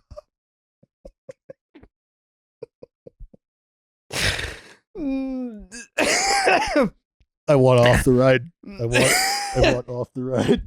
I would invite you over here, but it's probably just as bad. I'm crying right now. I have tears in my eyes. Yeah. Damn. Dude, this is why look, I only have so many answers to so many questions, and that's why I always say, like, I stay in my lane. I call baseball games. Like, I don't know. I wish I knew more. I wish I would be able to say more. It is what it is, dude. I 1000% would wear a Soakland A's t-shirt. Oh man. Yeah, I would rep the brand hard. Fanatics, call us. All right. Yeah, we don't have to go through these. There's just a couple of news and notes. Padres are moving Xander Bogaerts to second base. That's just tough. The guy they signed up for 13 years to play. Yeah, to play shortstop. It's crazy. I mean, what was it? 11 years for 280. And he, after 1 year, he's their second baseman. Also, Ha-Seong Kim is a free agent after the year. Like, defensively, the Padres should be better now. But Ha-Seong Kim is a free agent after this year. So it's like, you know, I feel like people are making a big deal like Xander can't play the position. Like, yes, he can. And there's a chance that he just moves back to shortstop in 2025 anyway. But they do have their top prospect is also, correct, at least right now, a shortstop, Jackson Merrill. So like, I think it's more likely that it's a semi long-term thing for Bogaerts. The point, like, I made some sort of snide comment about Bogaerts moving to second base in year 2 of the whatever contract, and people 11. were like, dude, Ha-Seong Kim is a much better defensive shortstop. And I was like, yeah, man, I know. That's why it never fucking made sense in the first place, because you had, like, we all got excited about what the Padres were doing. But if we step back and say, like, well, why are you signing a shortstop for $280 million when you have a guy on like a $5 million deal who is a better player they spent and $1 billion a better defensive shortstop? They spent $1 billion on 3 shortstops. None of them play shortstop anymore. Yeah, they did. At least Tatis is really still 340 awesome, for Tatis, like fucking 300 for Machado, plus the extension, and then 280 for Bogaerts. Well, and none of them are eliminate shortstops. Tatis. He's got a a gold glover. glove. You got to go. Yeah, exactly. Platinum glover in right field. So I mean, if you're telling me the guy's moving off shortstop to go give me platinum level defense in the outfield, I'll take that. Can we fact check that, Jay? Hey, is it platinum? It is platinum. Yes. Yes, platinum. Platinum confirmed. But I'm just saying he's not a shortstop anymore. But either way, I think the Padres have bigger problems in the sense that their infield defense is better, but overall their team is worse. So yeah, but you know, Merrill is going to factor in. Maybe it could be this year, maybe next year. I don't know, at some point. But yeah, they figure to improve up the middle there, but it doesn't sound like Ha-Seong Kim at this juncture is going to be traded. We had that report a few days ago. Liam Hendriks to the Boston Red Sox. He is on a 2-year deal with incentives. I think it's 2 for 10, but he could get 20 based on incentives. Recovering from Tommy John surgery factors into July, August. So you guys are paying for rehab and then 1 year. We're paying for rehab because his Jansen's position will mean nothing to you. It means him throwing baseballs for the Red Sox this year means nothing. So you're paying for rehab and then you're paying for next year. Or they're paying for prospects because this is the contingency plan when you trade Kenley either before the season starts or at the trade deadline. Or you may, that could be another thing that they do because I don't think they're going to contend next year either. I know we've had fun dumping on the Red Sox, and I'm included in that. But like this to me is no harm, no foul, right? Yeah, like, no, it's not preventing any other deal. And even if he doesn't pitch a lick for the big league club this season, paying $10 million for his first full season back is not the worst idea from a guy who was one of the 3 or 4 best closers in baseball. And if you don't feel like you're going to be, if you don't feel like you're going to be competitive next year, you absolutely just locked yourself up. If he's pitching well, like you said, here's a couple of arms, a couple of low-level guys that who knows what they turn into. Yeah. I love I love Liam Hendriks, so I'm excited to see him pitch for the Red Sox, whether it's for a good team or not. Yeah. I'm just excited that he's there.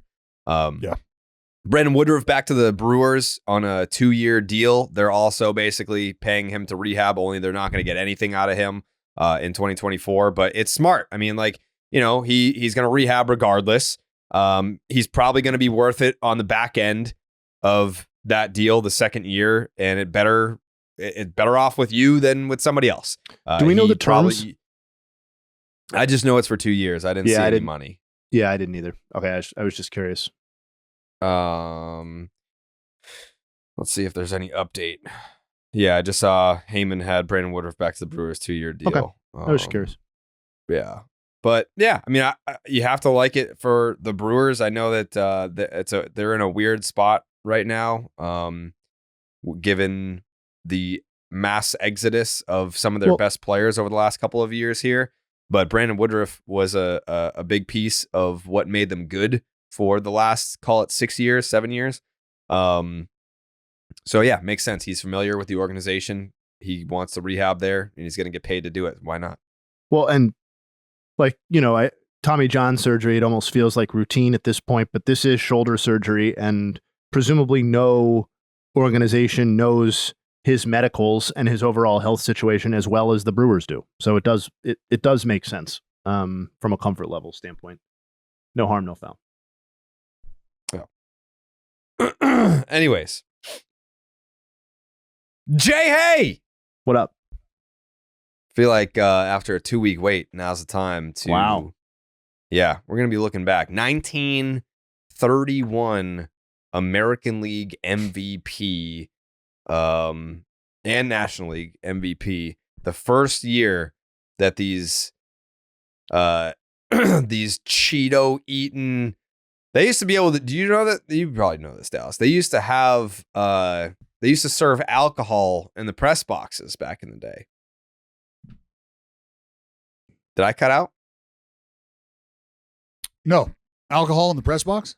Yeah, you didn't know that? No, I didn't know that. Wow. Like fucking on tap? Like yes. they like just bottles, like a liquor cabinet?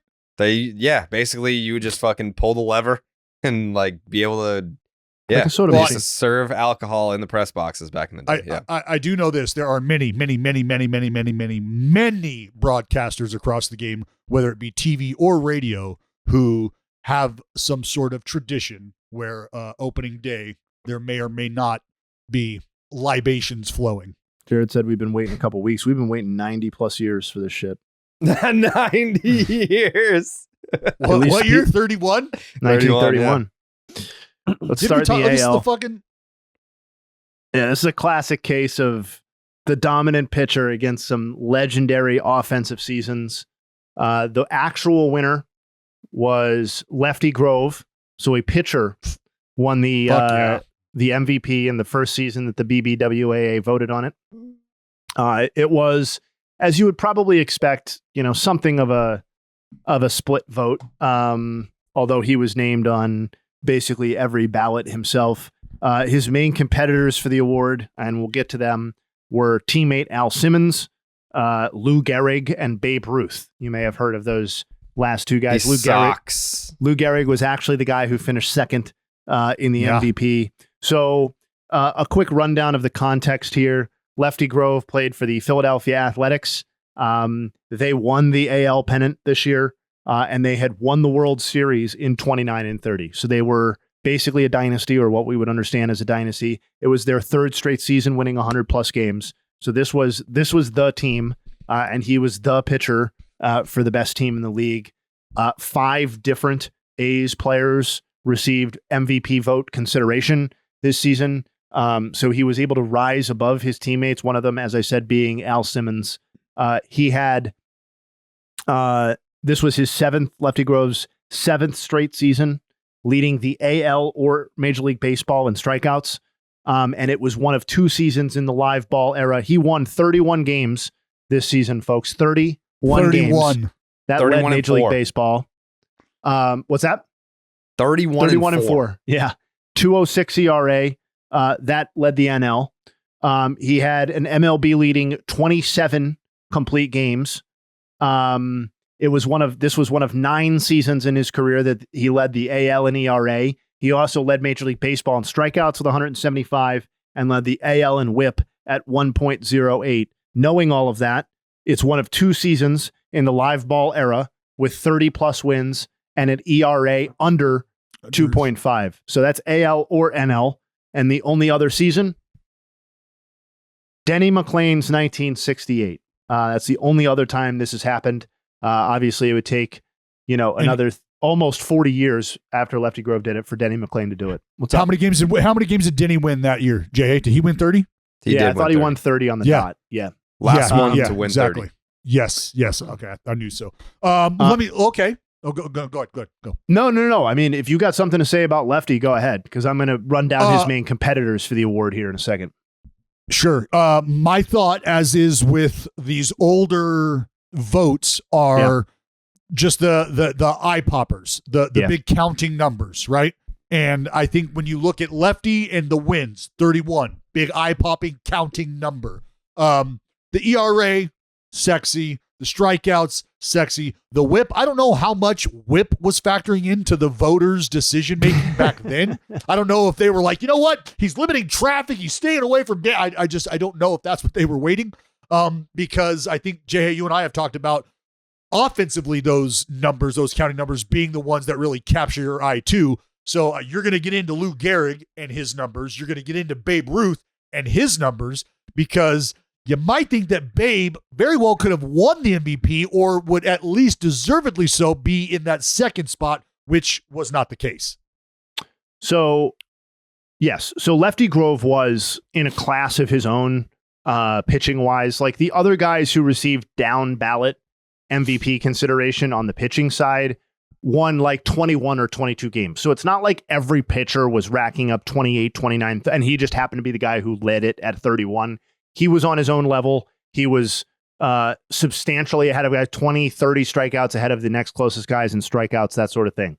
So it really was on its own. Offensively, I think you can make a compelling case for a handful of different guys. First one, and probably the least sexy case, is teammate Al Simmons, who was the best offensive player on the best team in the league. In this case, as I said, the Athletics. He hit .390, which led baseball that year. He also had a .444 on base percentage and a .641 slugging. That was as a catcher, by the way. The Lou Gehrig finished second in the voting, and as Dallas alluded to, he led the AL in hits with 211. He led Major League Baseball in runs with 163, homers at 46, and RBI at 185. So you heard that correctly. That was Hack Wilson territory. He had 185 RBI and 163 runs scored.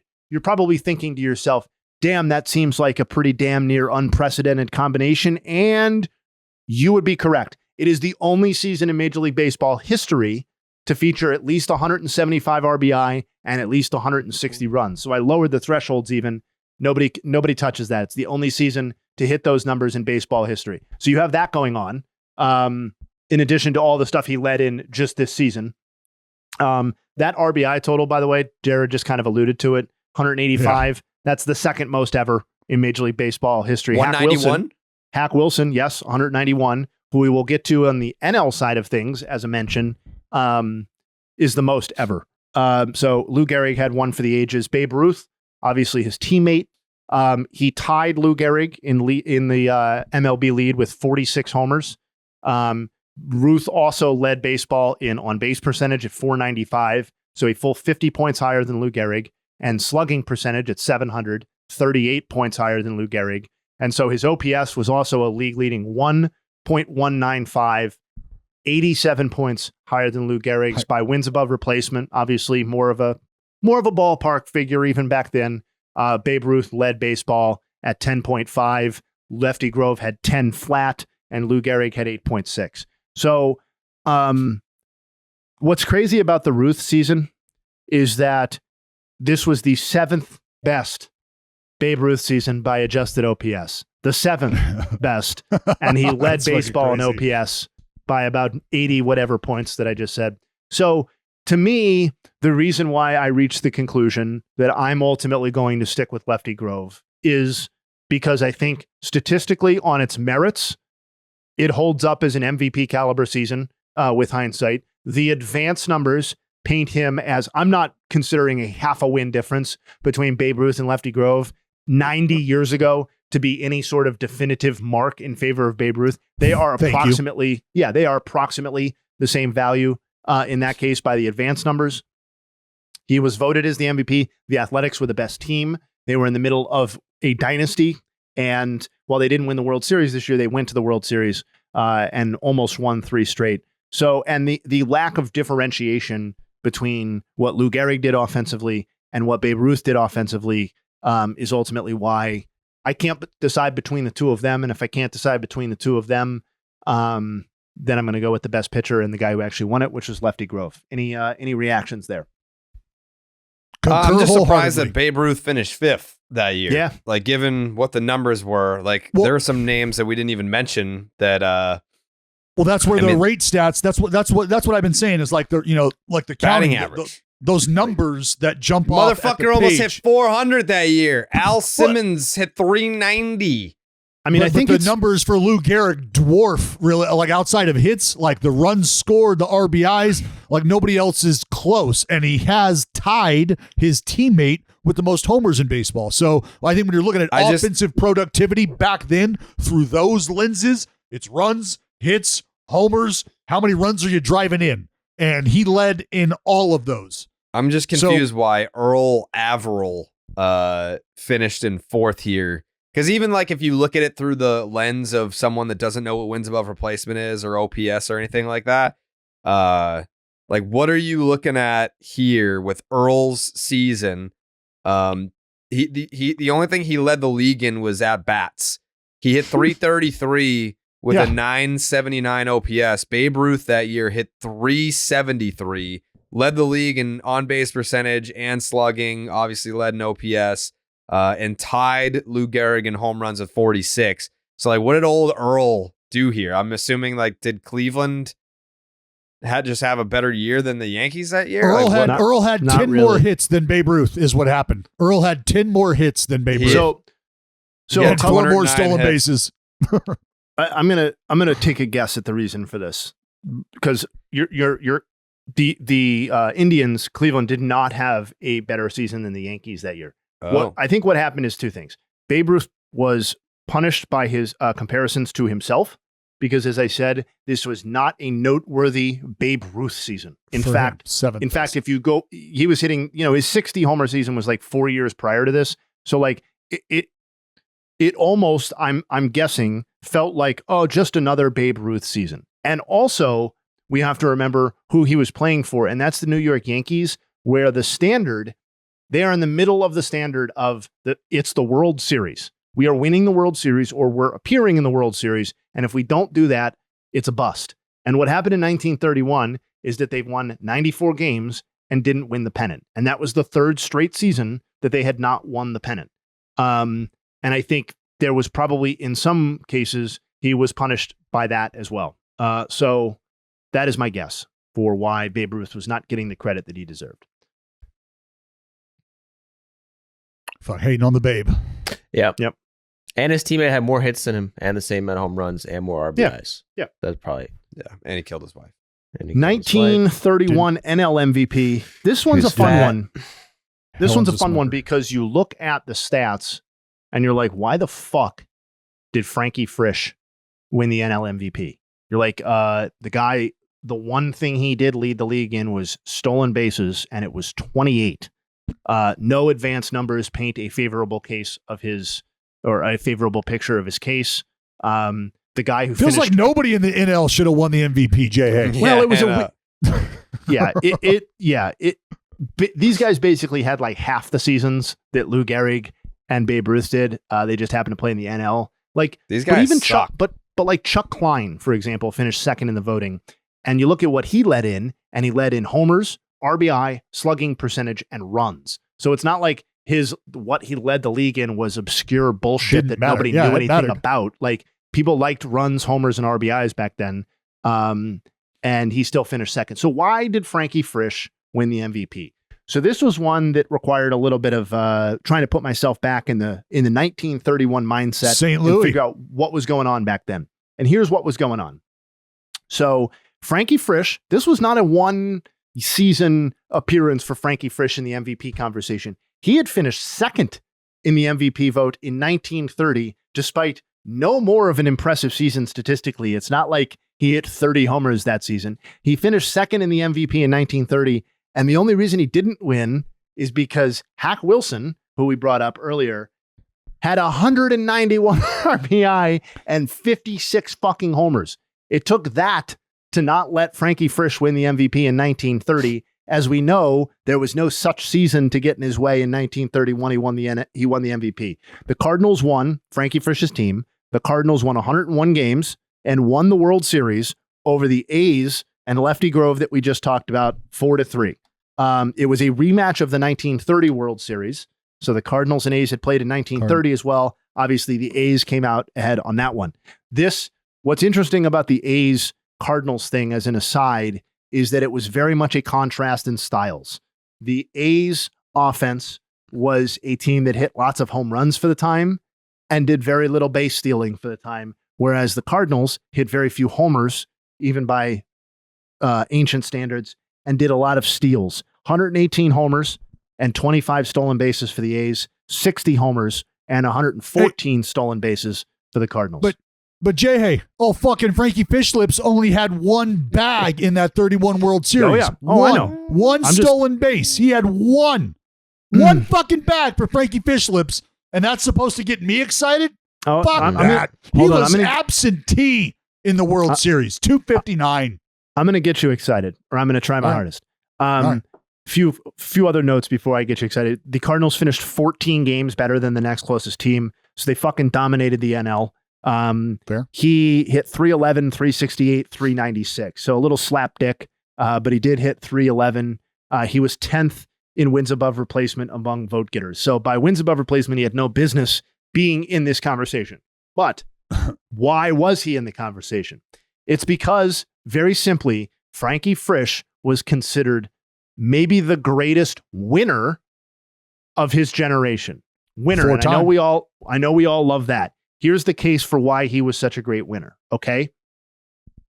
From 1926 to 1934, the Cardinals, which were then known as the Gas House Gang. Okay. So this was very much an iconic team from this era, the way they played, all that sort of stuff. You can look up why they might have been called the Gas House. There are like 3 or 4 different potential explanations. But what's important to know is that they were fucking very successful. They went to 5 World Series over that 9-season span, and they won 3 of them. They won them while not being utterly dominant teams. They won 89, 95, 92, 101, and 95 games in the 5 times that they appeared in the World Series. Importantly, Frankie Frisch had already established himself as an ultimate winner before getting traded to the Cardinals. From 1919 to 1926, Frankie Frisch played for the New York Giants. They appeared in 4 World Series during that period. They would appear in 1 World Series in the 9 seasons after Frankie Frisch left. Okay. Meanwhile, the Cardinals had won 1 pennant in their entire history prior to Frankie Frisch showing up. He shows up and they proceed to make 4 World Series appearances while he was on the team. So this is just a classic case of a guy being lionized and held up as the engine behind why a team that was statistically relatively unimpressive relative to some of its other peers going on at the time. It was built on a system of lots of depth and lots of very good players, as opposed to like having Lou Gehrig and Babe Ruth to line up, or Lefty Grove and Al Simmons or something like that. And he was given the majority of the credit by the voters as being the guy who engineered all that winning, in part because he'd done winning before coming to St. Louis. And then the winning went away on the team that he left.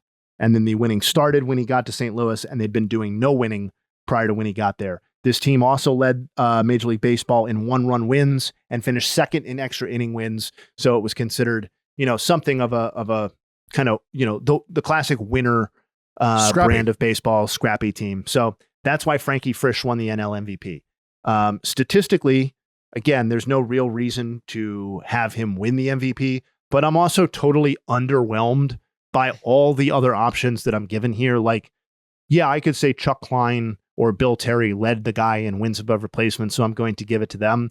I'm going to stick with Frankie Frisch, though, because it's clear there was something going on, perhaps that the advanced statistics were not getting at the time, which is understandable. We're talking about 1931. And in the absence of an overwhelmingly better candidate, I'm going to stick with the guy who actually won. So Frisch and Grove keep their MVPs. Don't have to dig up any graves and steal any MVPs this time. Chuck Klein, not too happy about it. Whatever. How about fucking old Lloyd Weiner getting no love, 15th in the voting with the 214 hit season. Tough. Old Bill Terry. fucking Lloyd finishing 15th. He had 214 hits. He had 314, 352 on base, 407 slug, 759 OPS, which is basically the same season that old Frankie Fishsticks had. But he finishes 15th. That is fucking bullshit. Bullshit. By the way, I know I've done the Hall of Fame rant about how there's like no risk of overrepresenting the current era because people went so fucking crazy back in the day that like all the worst selections are from these sorts of eras. Mm-hmm. Here's a good example of what I'm talking about. From 1926 to 34, that gas house gang, so to speak, of the Cardinals, there are 14 people who played for the Cardinals during that era who are in the fucking Hall of Fame. 14. Damn. Can you imagine? Just take a second and think about what the Astros have done. Okay? Because it's about the same length of time, 8-9 season span. And think about 14 people who played for the Astros over their ALCS World Series run that we're witnessing right now, ending up in the Hall of Fame. That's like literally impossible to imagine.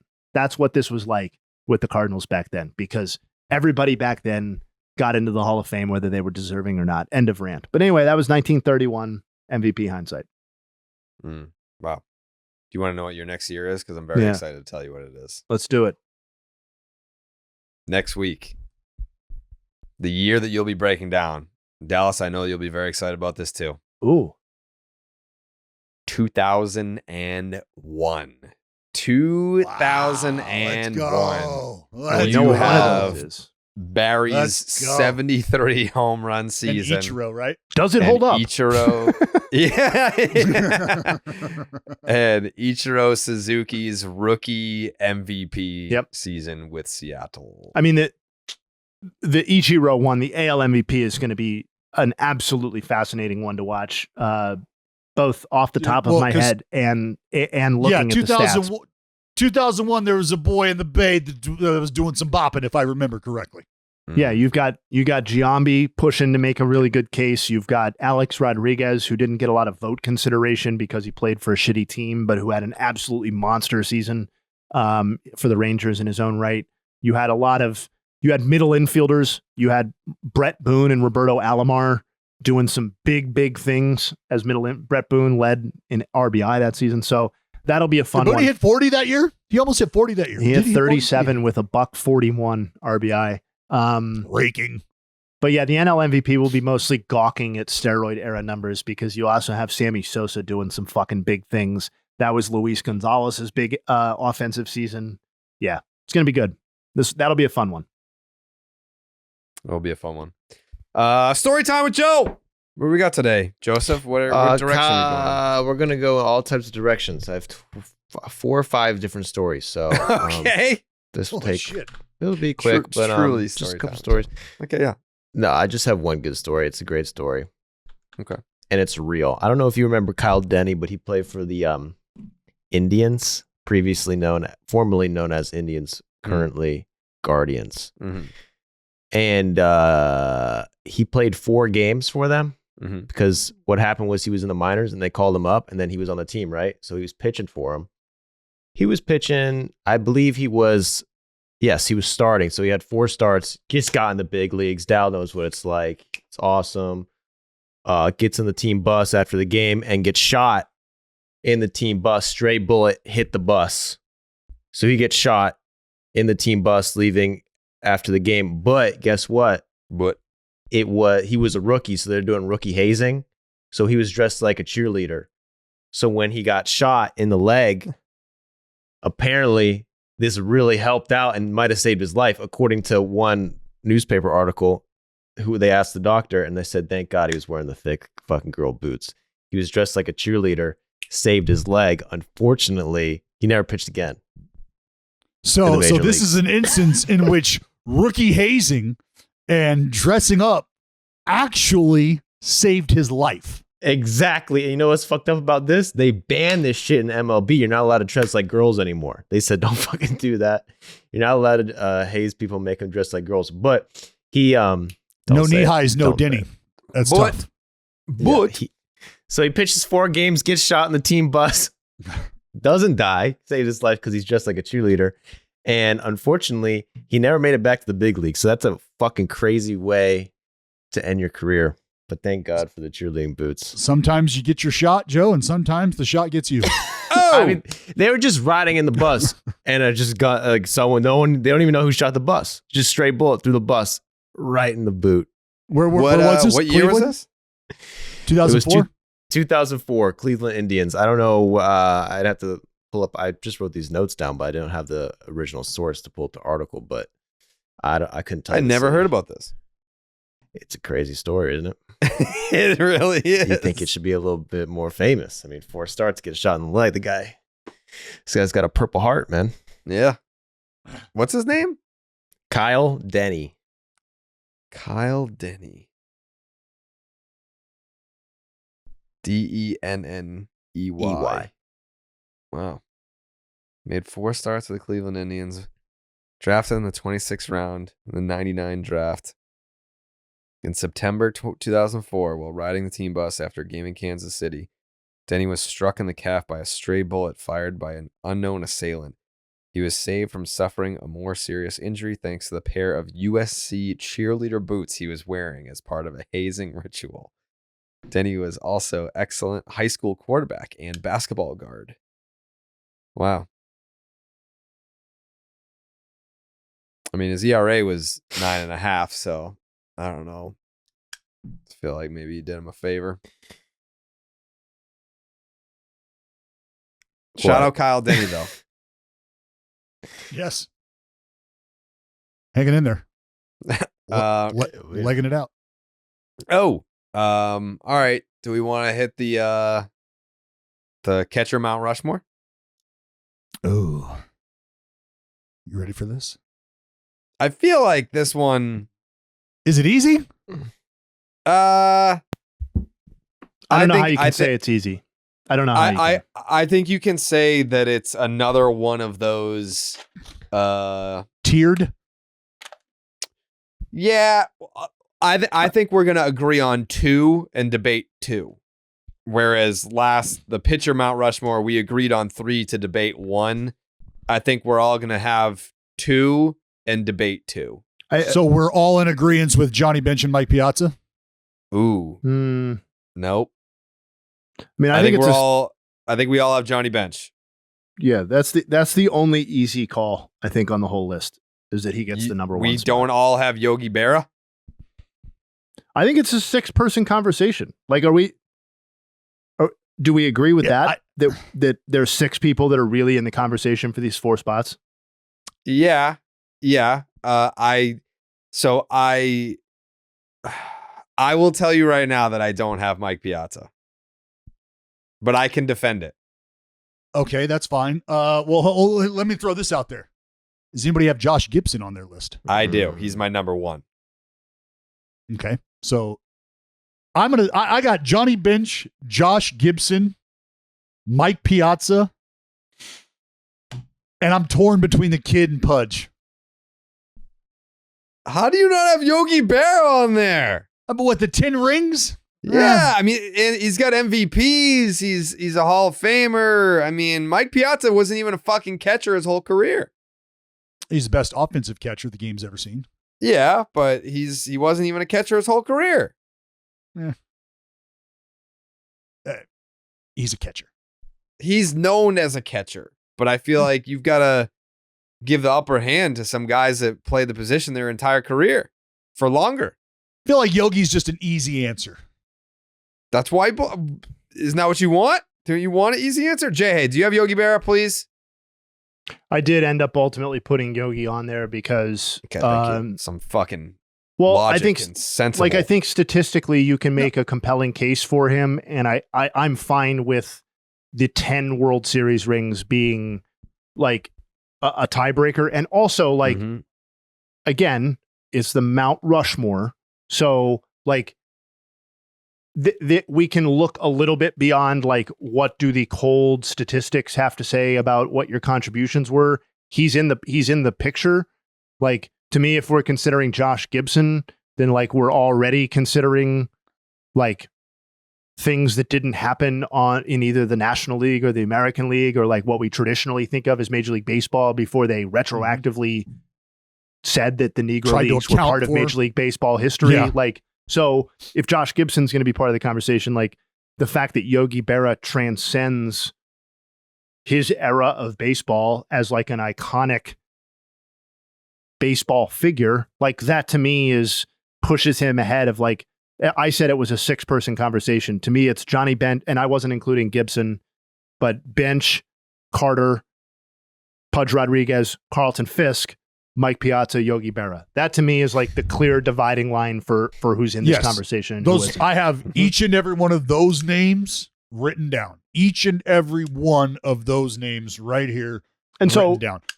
And so in my opinion, like after Johnny Bench, and if you want to say Gibson, that's fine too. After those two or one, every single combination of people that you could put in there to me is defensible.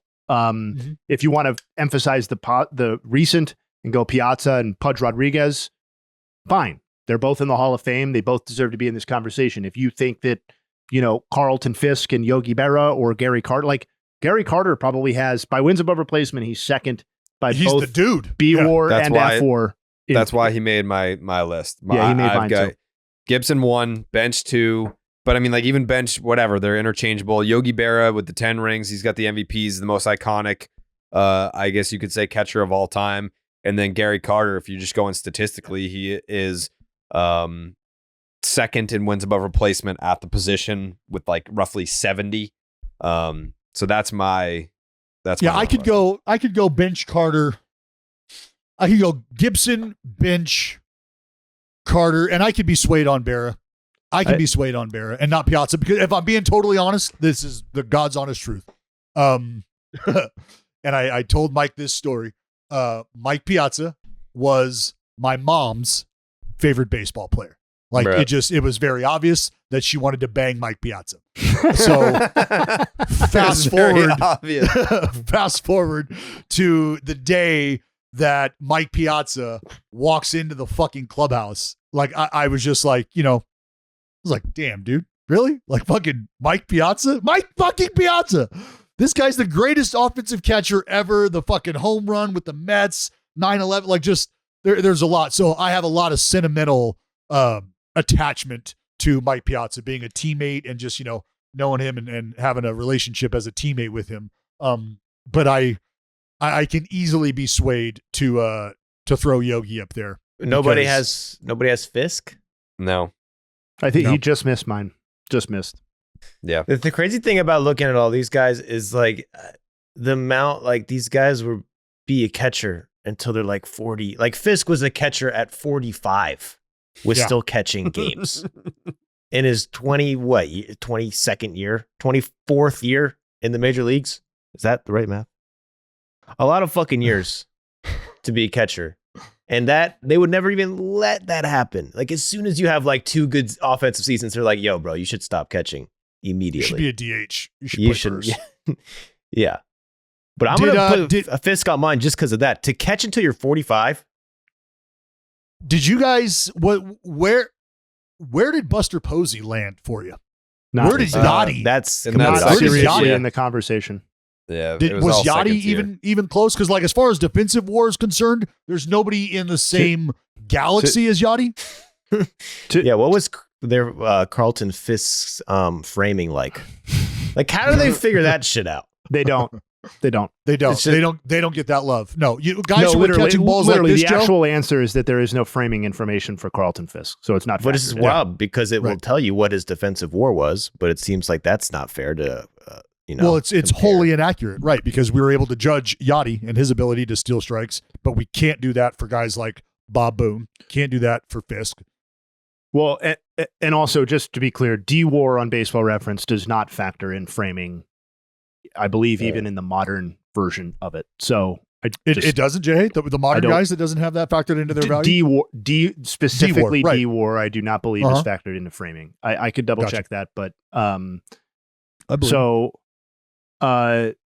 to answer the question, like, to me, Posey, Mauer, and Molina were all in a bucket where they were in like the 10 or 12 names that I wrote down to begin the conversation, and none of them got really, truly serious consideration beyond that, because like I don't have Pudge Rodriguez ultimately on my Rushmore, and I don't have Mike Piazza, and Yachty is not, to me, is not a superior catcher to Pudge or what Pudge was. So he can't break through on like the pro defense side. Yep. I mean, Pudge maybe shouldn't have won an MVP, but he won a fucking MVP. Like Yadier Molina was not an MVP caliber player.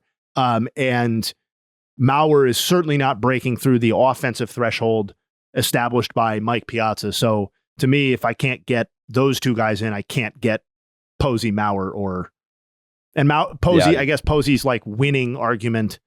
Right. Just that's kind of why water. I threw Posey in there, just because of the three, but again, he eventually didn't spend his entire time behind the dish. He got some tick and some run at DH. And it's not like Johnny Bench and Gary Carter and Yogi Berra didn't do some winning, right? Like those guys, right. Those guys were all World Series winners, if not multi-time World Series winners. So I don't feel bad leaving, like, I guess and Yachty was a winner too, right? So Posey's argument, and those frankly, arguments cancel each other out. Frankly, Yachty's winning aura extended a far longer period of time than Buster Posey's did, even if the World Series weren't as neatly situated with, every other year in acute fashion like that or whatever. So I don't know. I thought it was hard because, to me, you're splitting hairs a little bit on some of these guys in the 3, 4, and 5 spots, but I'm actually going to do something that I've never done on the Hall of Fame thing, I don't think, and change what I came in with, because you guys made a great point about Josh Gibson, and I admittedly did not include him on my list. I think the way that Major League Baseball is now considering him, he has to be included. So I'm also including him. Dude, with and you talked to And you talked to Mr. Kendrick at the Negro League Museum, and those stories about, like, that was one of the first things I was like, hey, talk to me about Satchel and talk to me about Josh Gibson. And it's been highlighted about, like they said, like, Josh Gibson, this guy had the fucking eye of Ted Williams and had the power of Babe Ruth. We're talking about a guy who they estimate hit over 800 home runs between the Negro Leagues and his short time spent in Major League Baseball. Like, I'm here for every bit of that. All of those stories. Give me all of that. So yeah, that's why Gibby planted himself at the top of that list. Same. Joseph, what was your Joe? four? Who's your 4? I got Johnny Bench, and then I got Carlton Fisk, and then just because he was an old fuck. I know you guys don't respect him because of his age, but his durability, but I do. And then Gary Carter and also Yogi Berra. Okay. So Fisk is the only one. Yeah. All right. So then next week, the first baseman. Oh boy. Mount Rushmore. Do we want to defer to Jay to send? Yeah, like we've got to tell Jay. Jay has to tell us who's eligible. Basically, from this point forward. Yep, that's fine. Yeah, like how do you want to? Self-explanatory. Yeah, how do you want to? What is it? 60%? Like plate appearances? 60%? I think it's got to. I'll start with 50, and if there are any borderline cases, I'll communicate that. But because like Joe, that's not going to be on our rundown, Joe. That will not be on our rundown. No. It's all right. We're just rolling with the punches. Yeah, we're good. Oh, you guys. This is going to be a great one, though.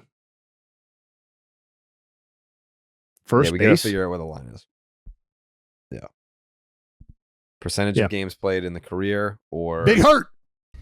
X amount of plate appearances played at the position. No, it is interesting though, because where do you cut it? Like Rafael some of these guys are partial DHs. A lot of them came up as third basemen. So we'll make sure that we're accurately representing the history of the position for next week. I think it's going to be. Here's my prediction. I think this is Will Clark. I think this is a more challenging conversation on the back end of the list than people are anticipating, because I think people think, oh, it's first base, so like that's going to include like half of the greatest boppers in MLB history. And I think what you're actually going to find, if people haven't looked already, is that there are probably 2, maybe 3 guys that can't be left off the list. And then you have a whole smattering of people that are going to be in competition for the 3 and 4 spots. So I'm excited because I'm already thinking about ways I can make cases for certain guys. Prepare to be smattered next week here on Baseball is Dead with the first base Mount Rushmore, as well as story time with Joe. You don't know who's going to get shot or what's going to happen. And then we're also looking back at the 2001 MVP race. Barry, Ichiro, the juice is going to be pouring through your speakers next week here on Baseball's Dead. Jake's takes? I think we got to talk to Max and figure out some sort of bundle package where people can buy his t-shirt and our Soakland Days t-shirt at the same time. Yeah. Yeah. Yeah, it's going to be a great shirt. It's going to be a great shirt. Joe, final thoughts? That was my final thought too. I'm actually that's where my thoughts are lying right now, Max, because I don't know how many times this guy could put his neck on the line for Mr. Rendon, but thank God for Max or Rendon would probably, I don't know, he probably would have retired by now, but having Max in his corner, I'm sure that means the world to Mr. Rendon. So thoughts and prayers to Max. Shout out Max. Dallas, final thoughts? Final thoughts. Happy birthday to Smoke. Dave Stewart turned 67 years old today. Happy birthday, Stu. Saw that. Much love. You were love. wishing Justin Smoke a happy birthday. Smowolak. Justin Smoke punched him out a few times. Just a transaction we didn't hit on. Shout out to Jorge Soler to the Giants. 3-42, but wins above replacement doesn't see him as a real asset because he's just been atrocious defensively. But what he won't be doing much of in San Francisco is playing defense. The plan seems to be that he's going to be basically their full-time DH. And while we could debate, we won't, but we could debate the merits of locking your DH into one player. He brings a skill set that this team just didn't have last season. They were 19th in homers and 27th in slugging, including last in the NL in slugging percentage. They had one player who got at least 50 plate appearances and had a slugging percentage over 450 last year, which is obviously not a very high bar, and that was Wilmer Flores. So Jorge Soler will bring some pop to this lineup. Whether it makes an appreciable difference, I don't know, but I think it was a solid enough signing and fits a need. So those are my final thoughts. There you go. All right, we'll be back next week. Thanks for watching. Thanks for listening, and I'll see you then. Bye. Wow.